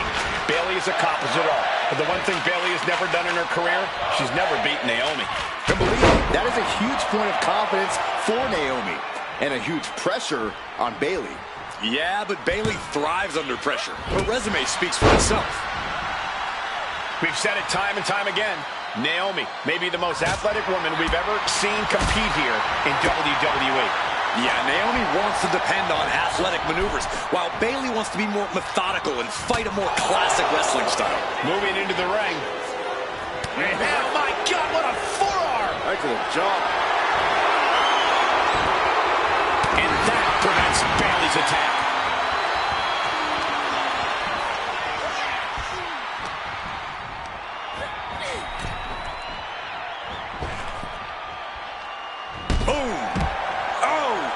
Headed up top. Taking flight. Look out below. That was just incredible hang time. Was willing to take the high risk to the outside, and it paid off big time. A factor to consider in this match is that Naomi took some time off to rejuvenate herself, to get her mind right, to refocus on her desire to once again be champion here in WWE. So this isn't necessarily the same Naomi the WWE Universe or Bayley is used to. And Naomi says that after taking time off, she's better physically and mentally than she's ever been in her career.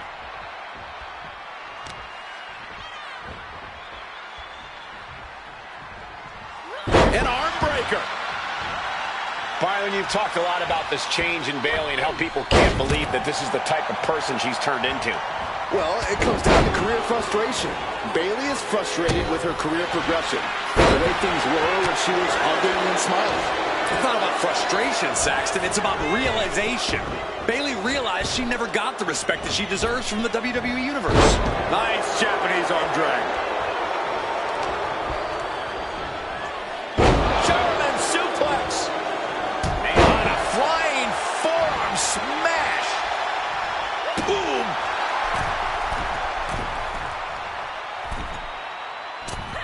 Down hard with the leg drop.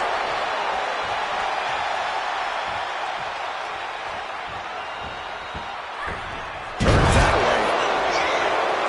And I think it was you, Byron, who asked Bayley if she changed. And she said, I didn't change. I just did the champion into the pin. She's quick to get her shoulder up. She shows that she's far from finished. Turning the tables. Oh, man, drop kick. Naomi finds her target with that one. Naomi isn't feeling intimidated by the moment. Slingshot guillotine leg drop. It's incredible, the inventiveness we are seeing on display here. Bayley fending that off.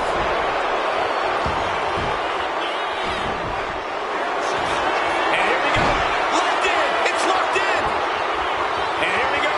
Locked in. Crossover again. Targeting the arm, holding on for... Oh, look at this. Arm bar slipped underneath and able to counter.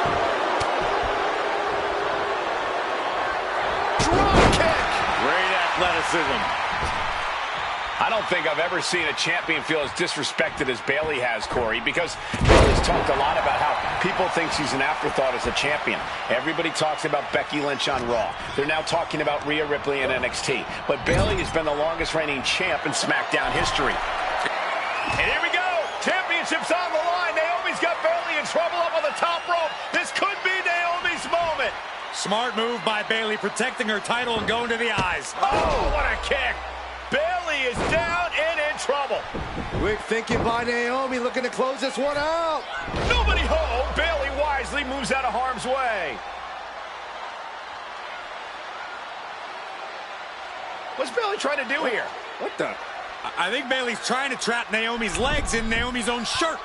A great counter by Naomi. Naomi ducks underneath, and we got a standoff. Great match so far.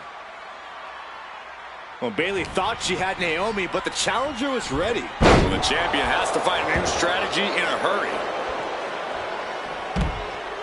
And she's making her way to the top rope here. Back into the ring she comes. The challenger comes up big. She had a good pin attempt, but too close to the ropes there. Going for the cover. Whoa! I'm absolutely stunned. A display of near superhuman resilience. After seeing that, it's hard to imagine what it's going to take to keep this competitor down. Naomi just gave this one her best shot, but she couldn't end it. Ducking out of the way, roll up, going for the win. Naomi did it! We have a new champion!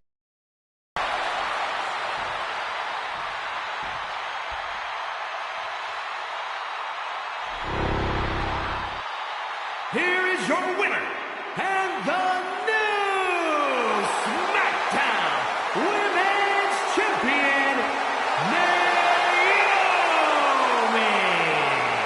Bayley's stranglehold on the SmackDown Women's Championship has ended.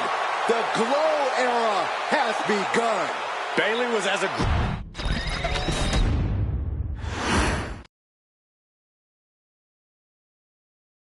Ladies and gentlemen, if it weren't for the next two superstars in our showcase, none of this would be possible. Because without Atha and Sika, without the Wild Samoans, there truly is no dynasty. While it was their father who made the blood oath with High Chief Peter Maivia, it was Atha and Sika who built the family up, training generations of relatives, all with the single goal of becoming the best professional wrestler on the face of the planet.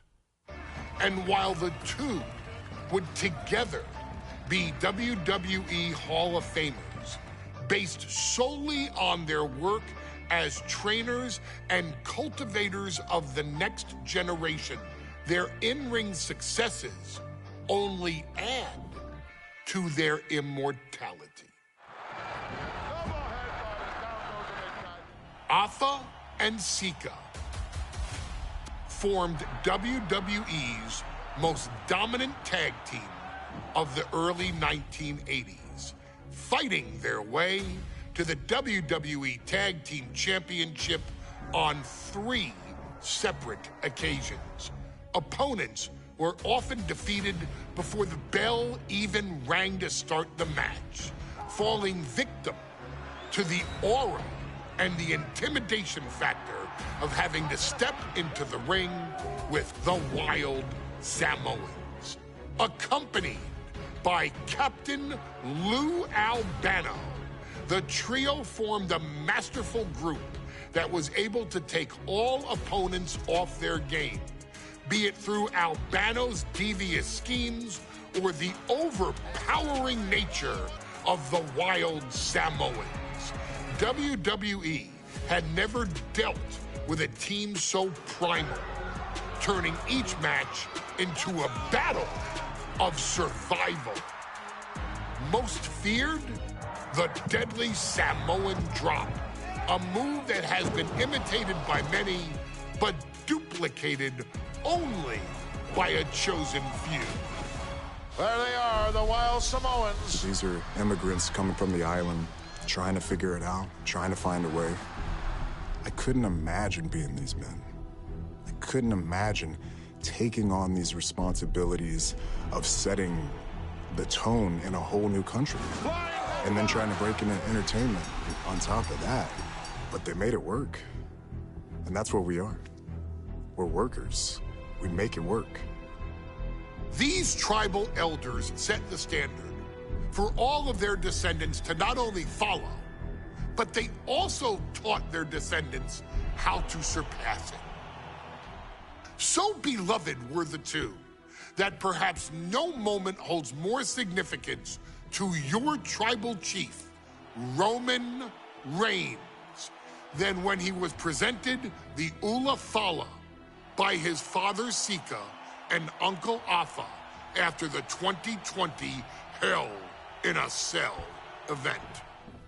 You see, it was their acknowledgement that gave Roman Reigns the unshakable confidence to continue his journey to becoming the greatest of all time. The utmost respect, love, and gratitude for those men. Because if my father and uncle don't do what they do, we're not here. We now humbly present to you the honor of walking in the famed footsteps of the Wild Samoans, finding a tag team in WWE's long and storied history that we felt would test the Wild Samoans was not an easy task. But then, a thought came to your wise man. Why not give the audience exactly what they want? Why not put the Wild Samoans against one of the greatest tag teams of all time? Why not present Afa, Sika, the Wild Samoans versus Bubba Ray and Devon, the Dudley Boys? And if we're going to go that far, let's do it in a tables match. Showcase that savage brutality that made both teams the eternal legends we know them to be. No pinfalls, no submissions, no rules. Just be the team that avoids being put through the table, and you will emerge victorious. And with these four men, you better believe that things are going to get extreme.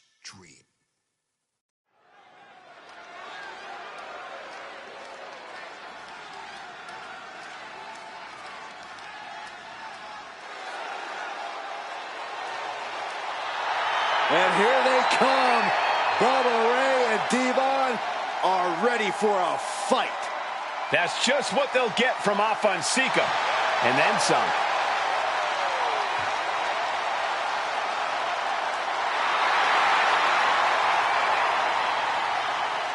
The following contest is a tag team table.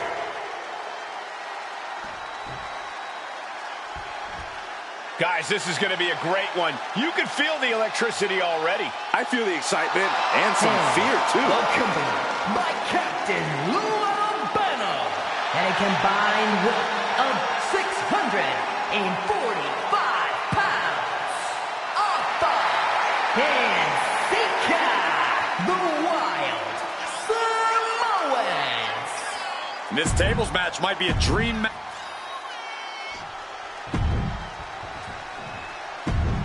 Here's the bell, and it's the Wild Samoans, Afa and Sika, taking out Diva and Bubba Ray Dudley, the Dudley Boys. Two sets of brothers, two sets of absolute madmen, ready to get the tables and get downright savage. Bringing a new definition to the term sibling rivalry. This one will get extremely physical. And the Wild Samoans always have that gaze in their eyes, that look that makes you question their understanding of their surroundings.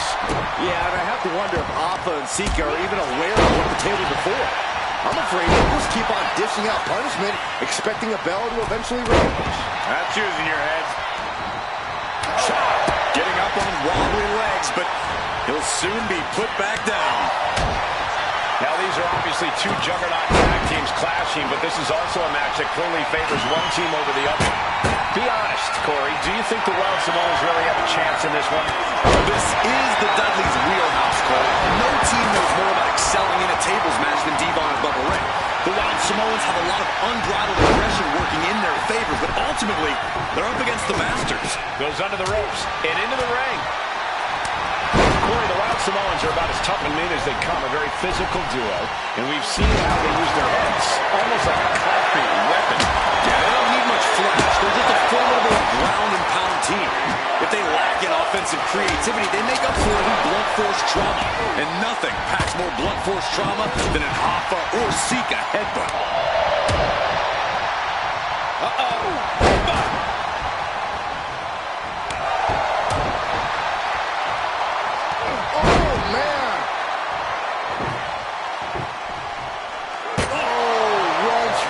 To the table. And now headed to the outside. Oh, with authority! Alpha and Sika, both individuals that compete barefooted. Not something common of most wrestlers, Corey, but it is actually very customary in the Samoan wrestling heritage. It's how they train. It's how they live in the Isle of Samoa. And no one delays a fight just to put some boots on. Samoans are ready for battle at the drop of a hat. Returning back to the ring.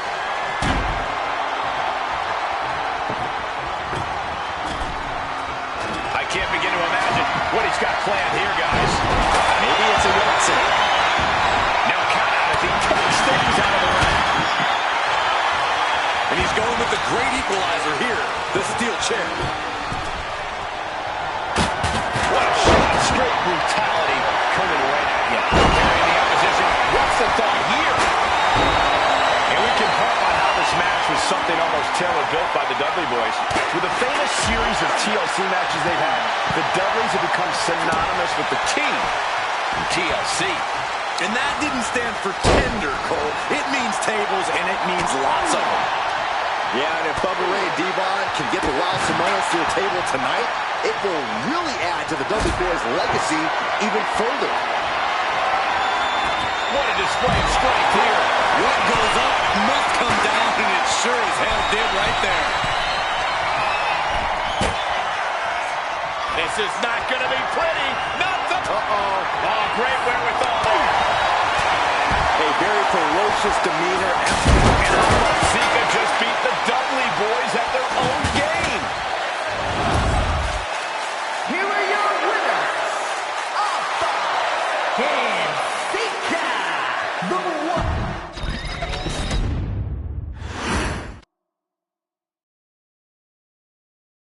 From the very moment he arrived as the enforcer of the bloodline, Solo Sikoa has taken every brutal, savage element of his predecessors and refined them into a near-perfect smashing machine. Even in the year before his arrival, Solo raised eyebrows and garnered buzz while competing in NXT. But nobody could have predicted just how smoothly his transition to the main roster would go.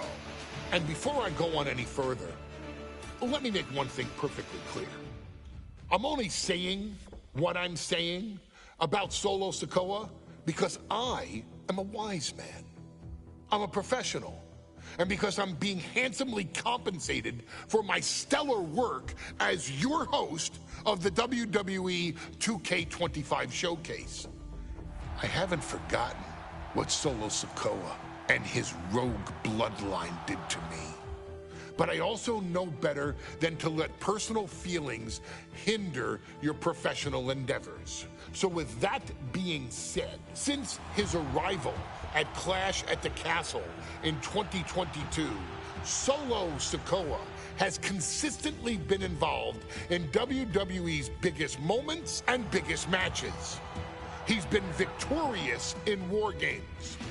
He's repeatedly enforced the Bloodline's will to maintain Roman Reigns' status as undisputed WWE Universal Heavyweight Champion. I brought Solo in as an insurance policy. Solo was here to protect me. Solo was here to maintain the promised land. He's violent. He's strong, he's fast, he's all those things. And he betrayed me. Any man who would betray me must be a very dangerous man. Solo defeated John Cena. Solo elected to betray Chief Roman Reigns in an attempt to bestow upon himself the title of Tribal Chief. When I refused to acknowledge Solo as my Tribal Chief, you are not my Tribal.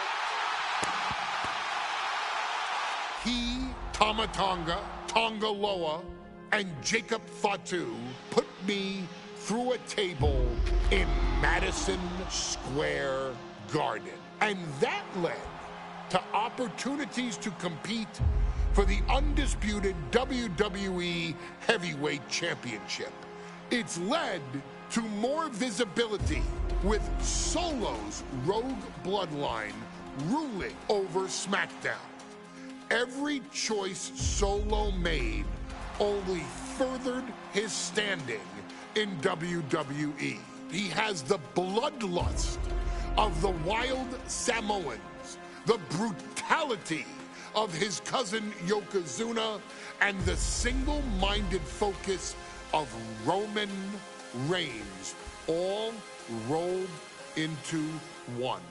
There is no question the future is his for the taking, and that he will be champion many times over, and that he may set records of his own before it's all said and done. Few men have so quickly served notice to all of WWE in the manner that Solo Sikoa has done. Whether you want to acknowledge him or not is irrelevant. One way or another, Solo Sikoa forces you to do just that, or you will suffer severe consequences. One by one, each and every single superstar on the WWE roster is going to find that out. Solo will make sure of it. I, of course, will simply await any and every opportunity for your tribal chief, Roman Reigns, to teach Solo some manners. Until that happens, though, we are taking you back to the one-year anniversary special for NXT 2.0, which saw then North American champion Carmelo Hayes, and indeed, he is him, issue an open challenge.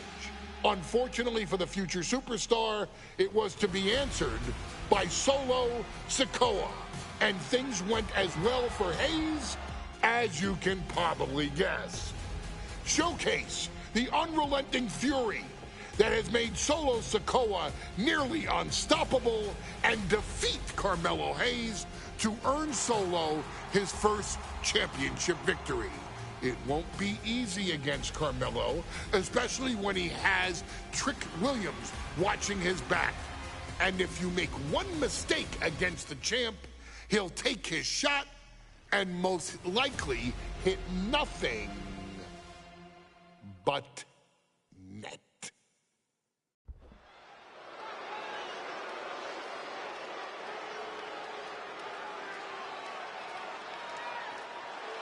Here comes the A-Champ. The following contest scheduled for one fall is for the NXT North American Championship. Accompanied by Trick Williams, he is the NXT North American Champion,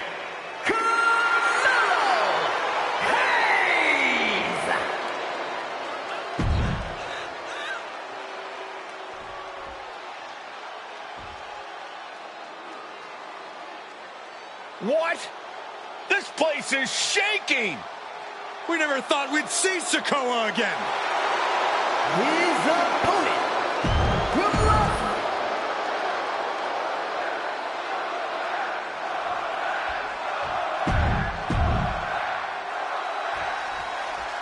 As we say it.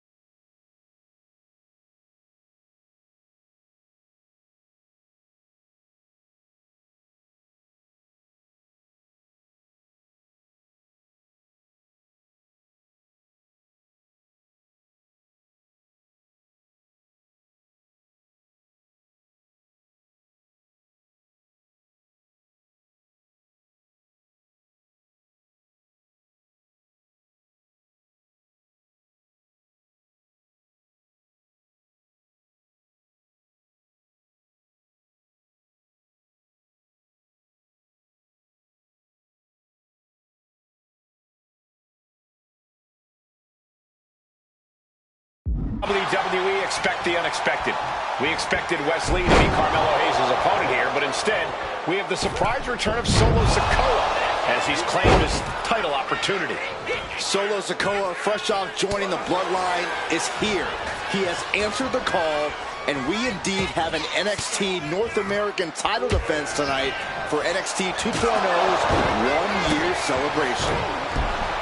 Strong words from Carmelo Hayes before this match saying, quote, heavy is the head that wears the crown, and Melo has the biggest crown and the heaviest head. Melo has indeed proven worthy of said crown, but he's face-to-face with a man who has a seat at the biggest table in WWE. And both men have earned their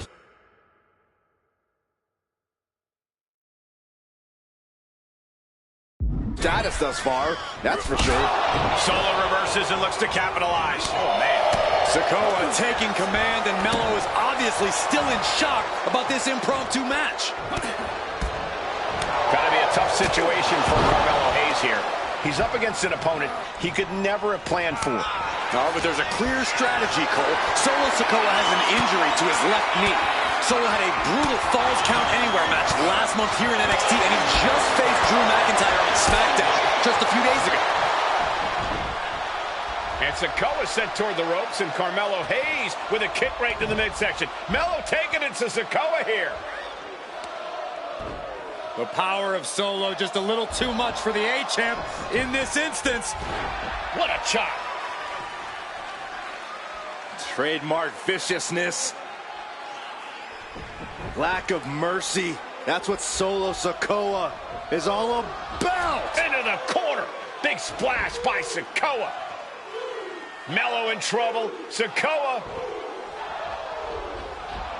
Trick Williams making sure Melo got out of harm's way. Well, at least momentarily.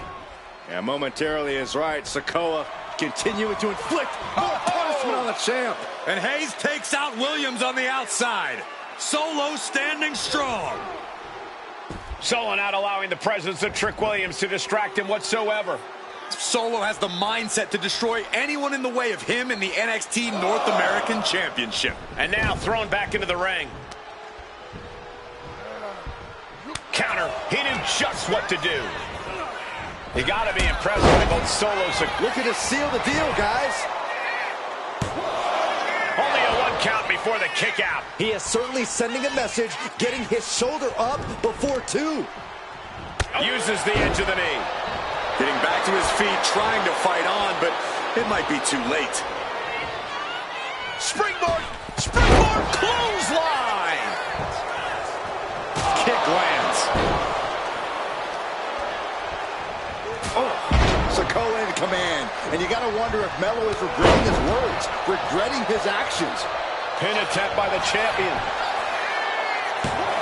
Oh, somehow! He couldn't make much of that pin attempt. Oh! Trick Williams cheering on Carmelo Hayes. You cannot deny the impact Trick has had since he joined his childhood friend's side. Yeah, that decision to bring Trick Williams into NXT 2.0 changed the trajectory of Carmelo Hayes' career. Trick told Melo 12 months ago, forget about pandering to the NXT universe, just focus on yourself. And that was the day that Melo truly became the A-Champ. We saw Solo Sikoa join the bloodline just 10 days ago. But this bond between Melo and Trick might be even thicker than blood. What reflexes to stop Sikoa? Dropped.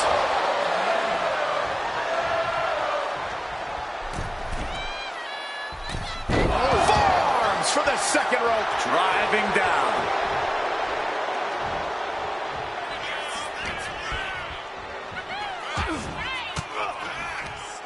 Forced the move by throwing an elbow into the midsection. Winding up. There's a Samoan spike. Uh-oh, this is not going to look pretty. Submission being applied. Carmelo Hayes is in trouble. He's trying somehow to hang on, but he may have to tap out or he may have no choice. Melo is struggling.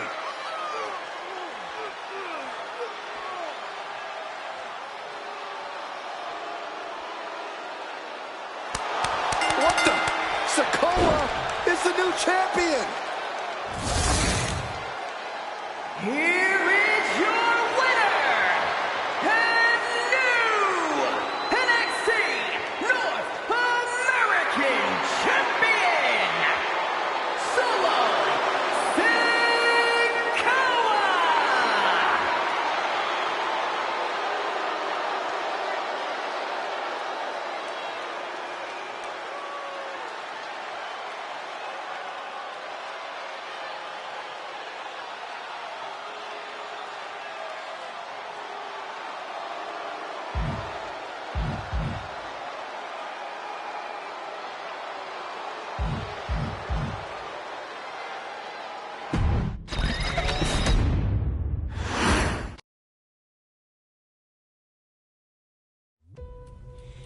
I ain't doing this one.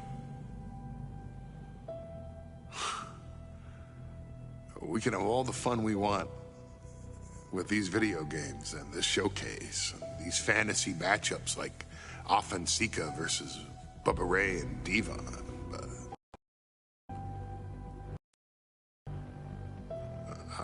I'm not doing shtick about Roman Reigns and Seth Rollins. That's a little too volatile. And it's way too personal for Roman Reigns.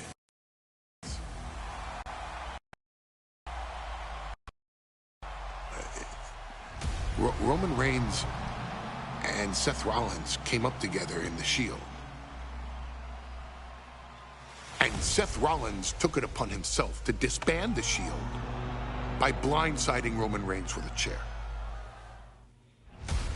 At WrestleMania 31, Roman Reigns, in the main event of WrestleMania, was about to win the WWE title when Seth Rollins cashed in Money in the Bank and stole the main event, the match, and the title from Roman Reigns.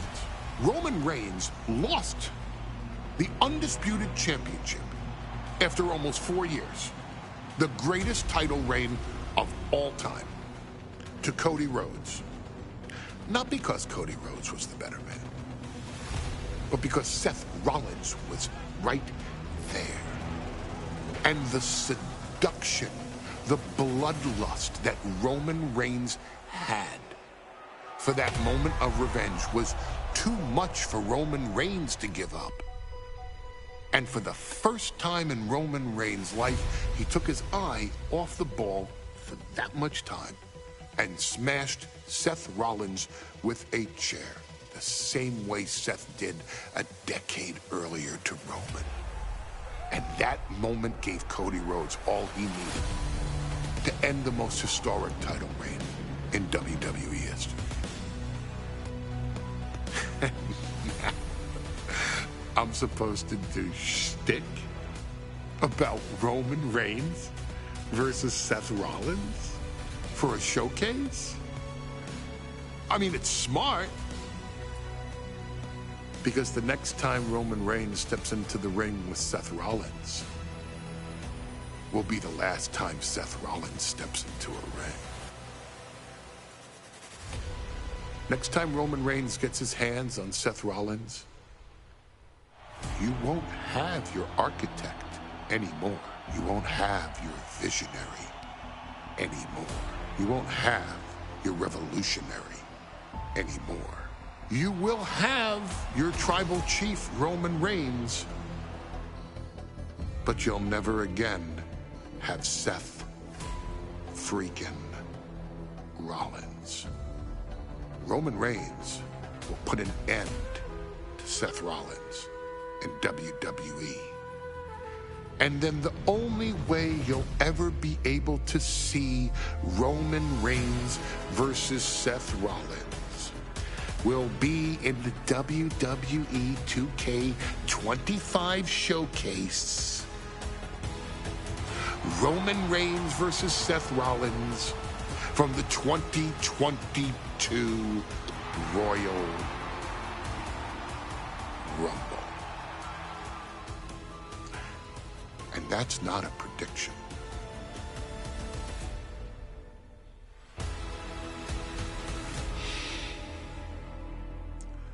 That's a spoiler.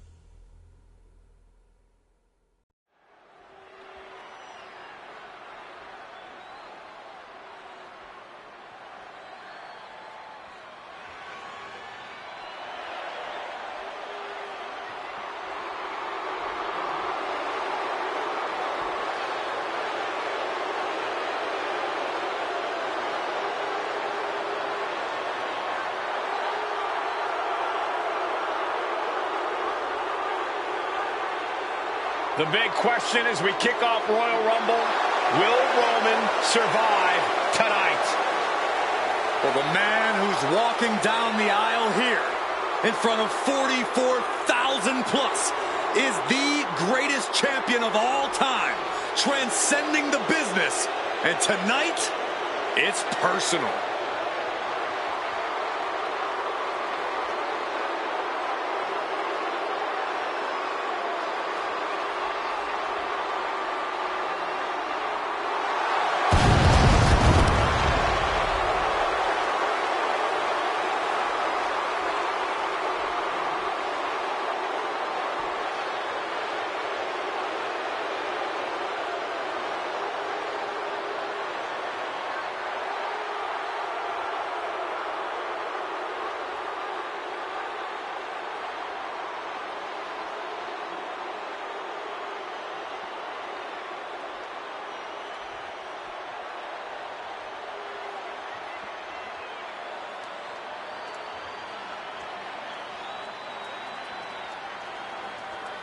For 17 months, Roman Reigns has dominated everyone. And luckily for Roman, he's had a special counsel and his cousins to help him keep cool, keep focused, and concentrate on the business at hand. Now Paul Heyman is gone, and the Usos are barred from ringside. And without those calming forces, Corey, cracks started to form last night in Roman's armor. No telling how Roman's going to handle things on his own. It's been years since he competed on his own. But that's the situation we're seeing right now for the Tribal Chief.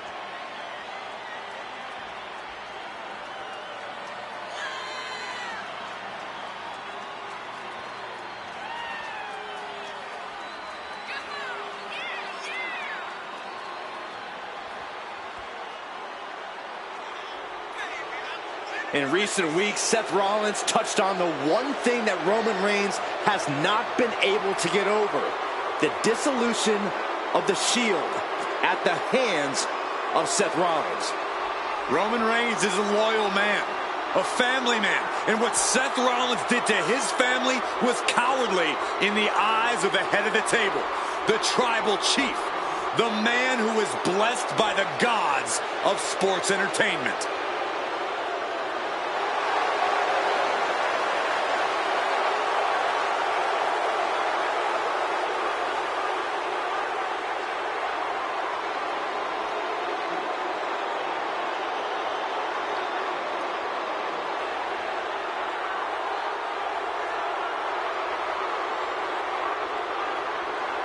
Corey, on SmackDown last night, we saw one thing that we haven't seen out of Roman Reigns. We saw Roman Reigns lose his cool.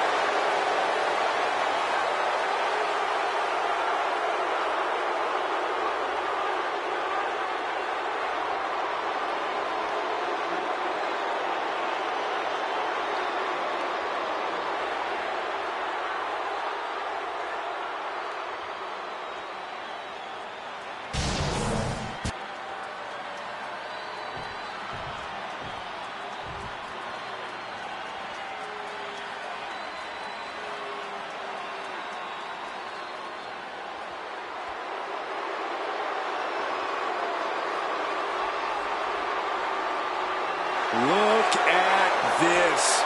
Even more mind games from Rollins. As we heard that music pop right there, the Shield, you can't help but have a little nostalgia. You can't help but think back to the glory days of when the Shield would go to town, beating everybody down. Until that man right there, Seth freaking Rollins, decided to tear it apart. Seth Rollins says he knows Roman Reigns so well. He knows how to prey on the insecurities of the Universal Champion. He knew there was one thing that Reigns will never get over, and that is that Seth Rollins chose to end the Shield. The infamous blow to the back of Roman Reigns with a steel chair many years ago, which broke up perhaps the greatest faction in WWE history. Well, tonight, Rollins will use that to get in the head of the champ and win the Universal title.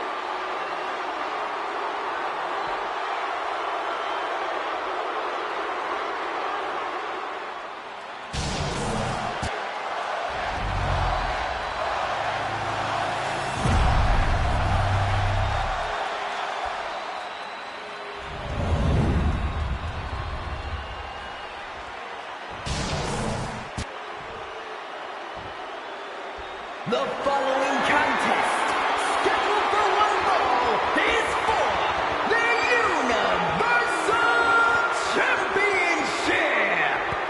Introducing the challenger from Davenport, Iowa, weighing in at 217 pounds, Seth Freakin' Rollins. And his opponent from Pensacola, Florida, weighing in at 265 pounds, he is the Universal Champion, Roman Reigns.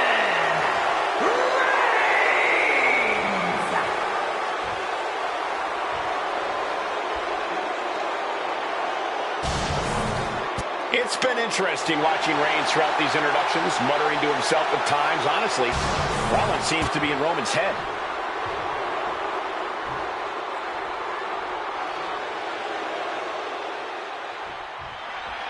Bell rings and the WWE Universal title is on the line. Roman Reigns over 500 days as Universal Champion, but nobody has been in his head like his old brother-in-arms, Seth Rollins. Well, Seth freaking Rollins tore that brotherhood apart 8 years ago, and we can now see that the Tribal Chief never truly recovered from that night. Well, speaking of family, the Usos have been banned from ringside, and last month, Roman fired Heyman from the bloodline. So right now, the head of the table needs to win without any allies by his side.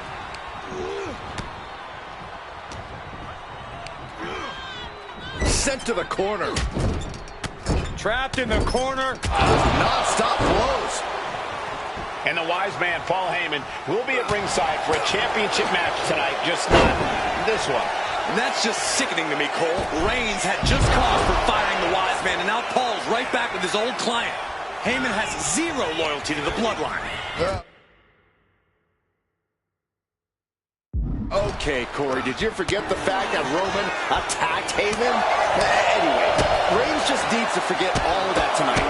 Rollins is already playing next-level mind games in this match. Reigns cannot let Paul Heyman's actions affect him. Seth freaking Rollins has made it extremely personal with Roman Reigns. Hit that with everything and following it with the pin. No, he kicks out. Channeling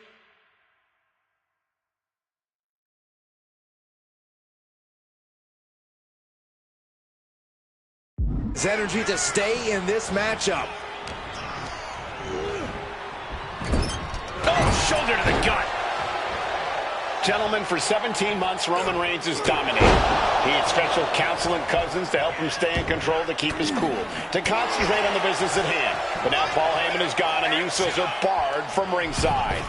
Without those calming forces, cracks have started to show. Every comment Rollins has made about their past cuts deeper. Every mind game breaks Roman's spirit even further. This might be the toughest physical battle the Tribal Chief has faced, but it definitely is his toughest mental battle. Ooh.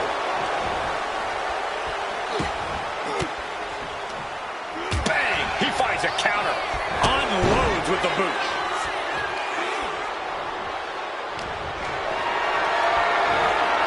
Carried in a jeopardizing position here, and a well-timed maneuver there.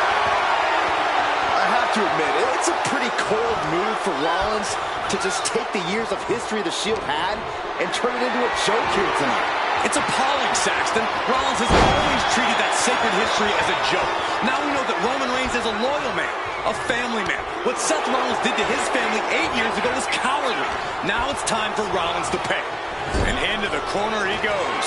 Big offense could be coming here. This game's about winning at any and all costs. This competitor knows exactly what they want to do. Perched on the top rope. Here it is. Superplex. Seth Rollins just getting dismantled. The power and rage of the Tribal Chief is just overwhelming Rollins here. Super kick. I hate to say this, but the Tribal Chief has become extremely frazzled without the benefit of having the bloodline by his side. Every little move Rollins makes seems to put Reigns on edge. No signs of either combatant backing down. Looks like a hockey fight's just broken out.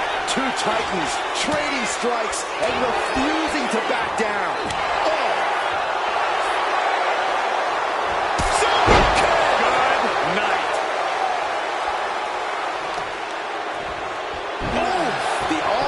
taking the brunt of that. Rollins on the move. The stomp connects. Can the champ recover from that? What? How? Kicking out at one after that is unheard of. Seth Rollins in deep thought, hoping to conjure one last move to win this. In the corner, has to find a way out of there. Splash in the corner. Followed up by a textbook scoop slam. Nicely done. The Tribal Chief has been dominant over the last 516 days since he captured the Universal Championship. Month after month, he's dominated every top contender on the SmackDown roster. Roman Reigns is beaten.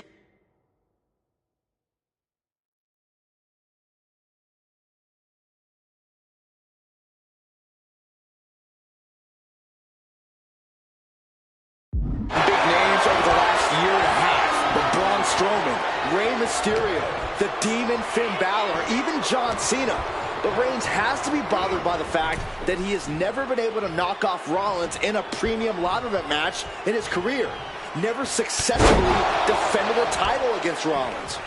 Indeed, two of the biggest PLE losses of Roman Reigns' career have been at the hands of Seth freaking Rollins. At Money in the Bank in 2016, Rollins defeated Reigns for the WWE title. And a year prior to that, Rollins committed the heist to the century and used the Money in the Bank to steal Roman's WWE Championship in the main event of WrestleMania. But right hands create separation and an escape. The stomp has been so effective for Rollins, but he might have an even more dangerous move this night with the pedigree. Indeed, the pedigree made famous by a man who's been part of the story since the beginning.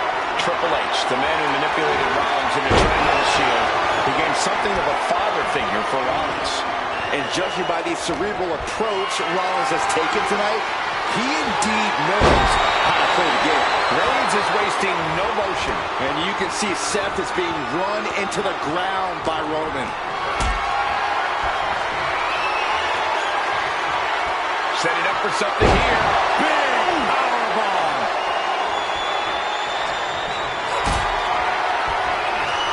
Powerbomb position. Going down, punches and counters out. Seth Rollins says he knows Roman Reigns so well, says he knows how to prey on the insecurities of the Universal Champion. Rollins knew there was one thing that Roman Reigns could never, ever get over, that it was Seth Rollins who chose to end the Shield. That blow to the back of Roman Reigns with a steel chair so many years ago broke up perhaps the greatest faction in WWE history. Who would have thought that moment would still loom so large and be the biggest key to victory for Seth freaking from the top. Top down. Seth losing any command of this match. Right now, Seth is unable to evade Roman's offense. Lifted and completely helpless here.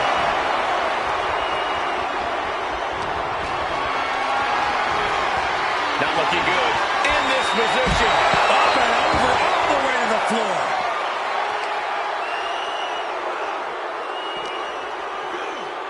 Into the steel steps.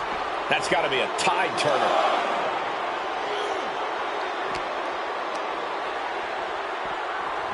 Oh, gets put into the barricade.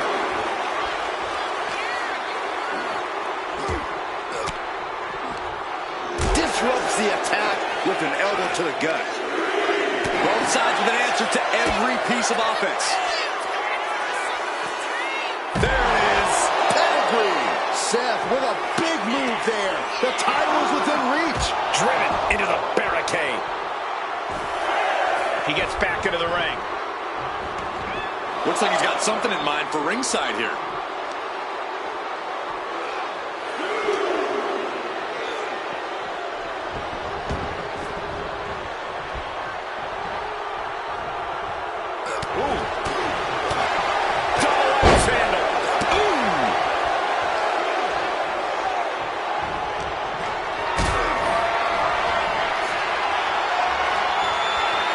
Spot to be in. Set up. Powerbomb. Beautiful transition. And now the cover. No, he gets the shoulder up. Somehow, somewhere.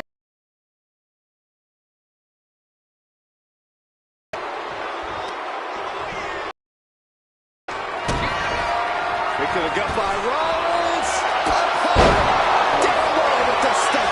The challenger might have what it takes to win this. Great awareness as he gets to the ropes to stop the count.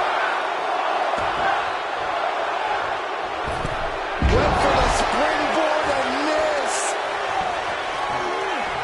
Oh, right to the throat.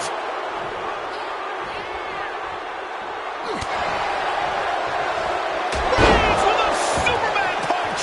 Absolutely laid Rollins out. And now Reigns can finally overcome his former Shield brother. Reigns, Rollins, both men are waging an epic battle. For years, these Shield brothers would go town to town and beat the competition to a pulp. Reigns hits him! Perfect execution by the champion. I don't even think Roman's aware of where he is anymore. He has tunnel vision for Rollins. The only thing the Tribal Chief is seeing right now is red. And heaven have mercy on Reigns, old Shield brother now. And here's Reigns now, misses wildly with the clothesline attempt. Spear! Spear by Reigns! Roman Reigns from out of nowhere with a spear!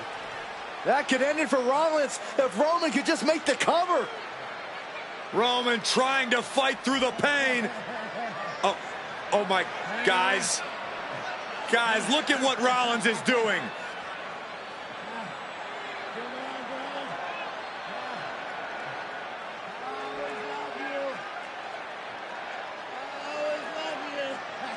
After all these two have been through, Rollins wants that Shield fist bump. Reigns shaking it off as Rollins continues to try to play mind games. Yeah, but that may have triggered a litany of emotions within the Tribal Chief. Reigns unsure of what to do.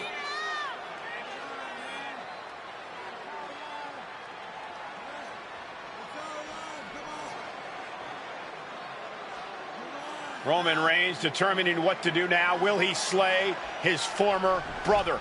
Reigns now. Look, gonna lock in the guillotine. Submission Well, move there's your locked answer. in. Submission move locked in. Rollins in major peril right now. Rollins looking like he's starting to fade.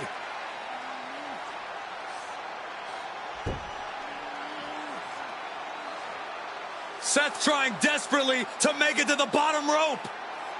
I'm not sure he can make it, Corey.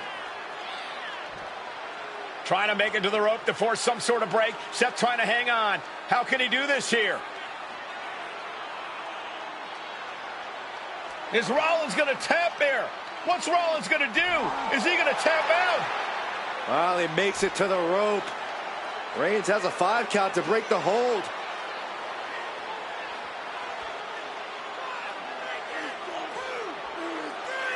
And Reigns breaks the hold here. Roman breaks the hold, and this match continues. It just shows you how locked in Roman Reigns is to winning this match.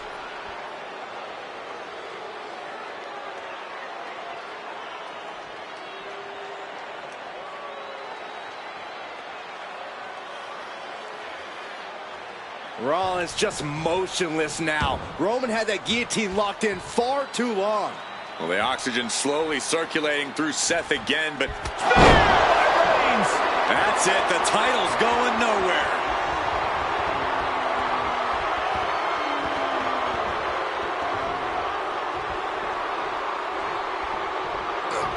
What a headbutt. Vicious. Just like that, he's busted wide open. Opening up the floodgates.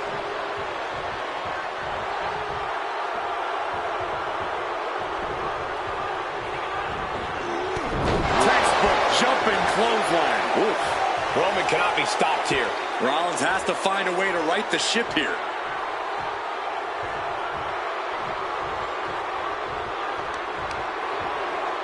What a counter by Rollins.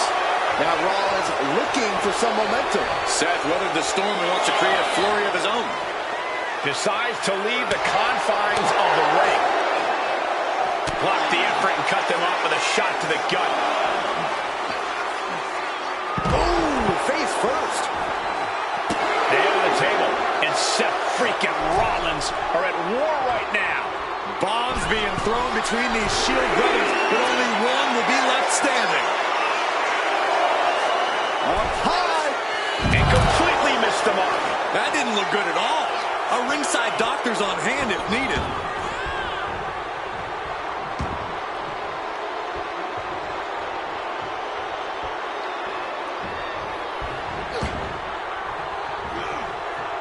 Just like that, Rollins dodges. Oh, God. That looked devastating.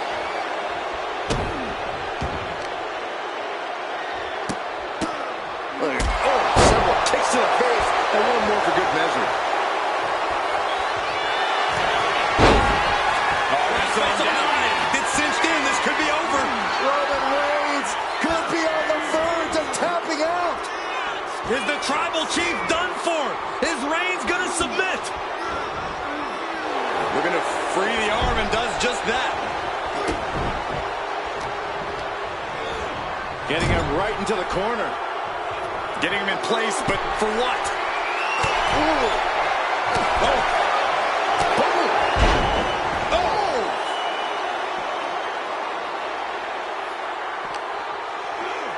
And he slides him back to the mat.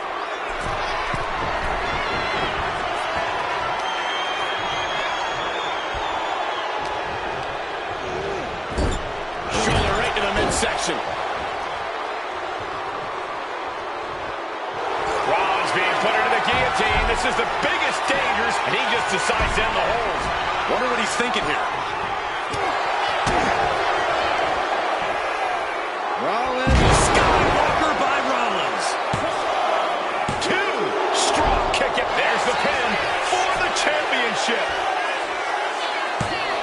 He's able to beat a 2 count. If that won't beat him, I'm not sure anything will. Oh, this, what a headbutt.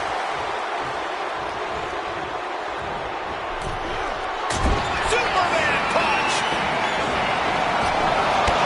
Thunderous spear. And there it is. The title's not going anywhere tonight.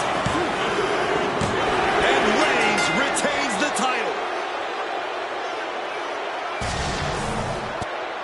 Here is your winner, and still the Universal Champion,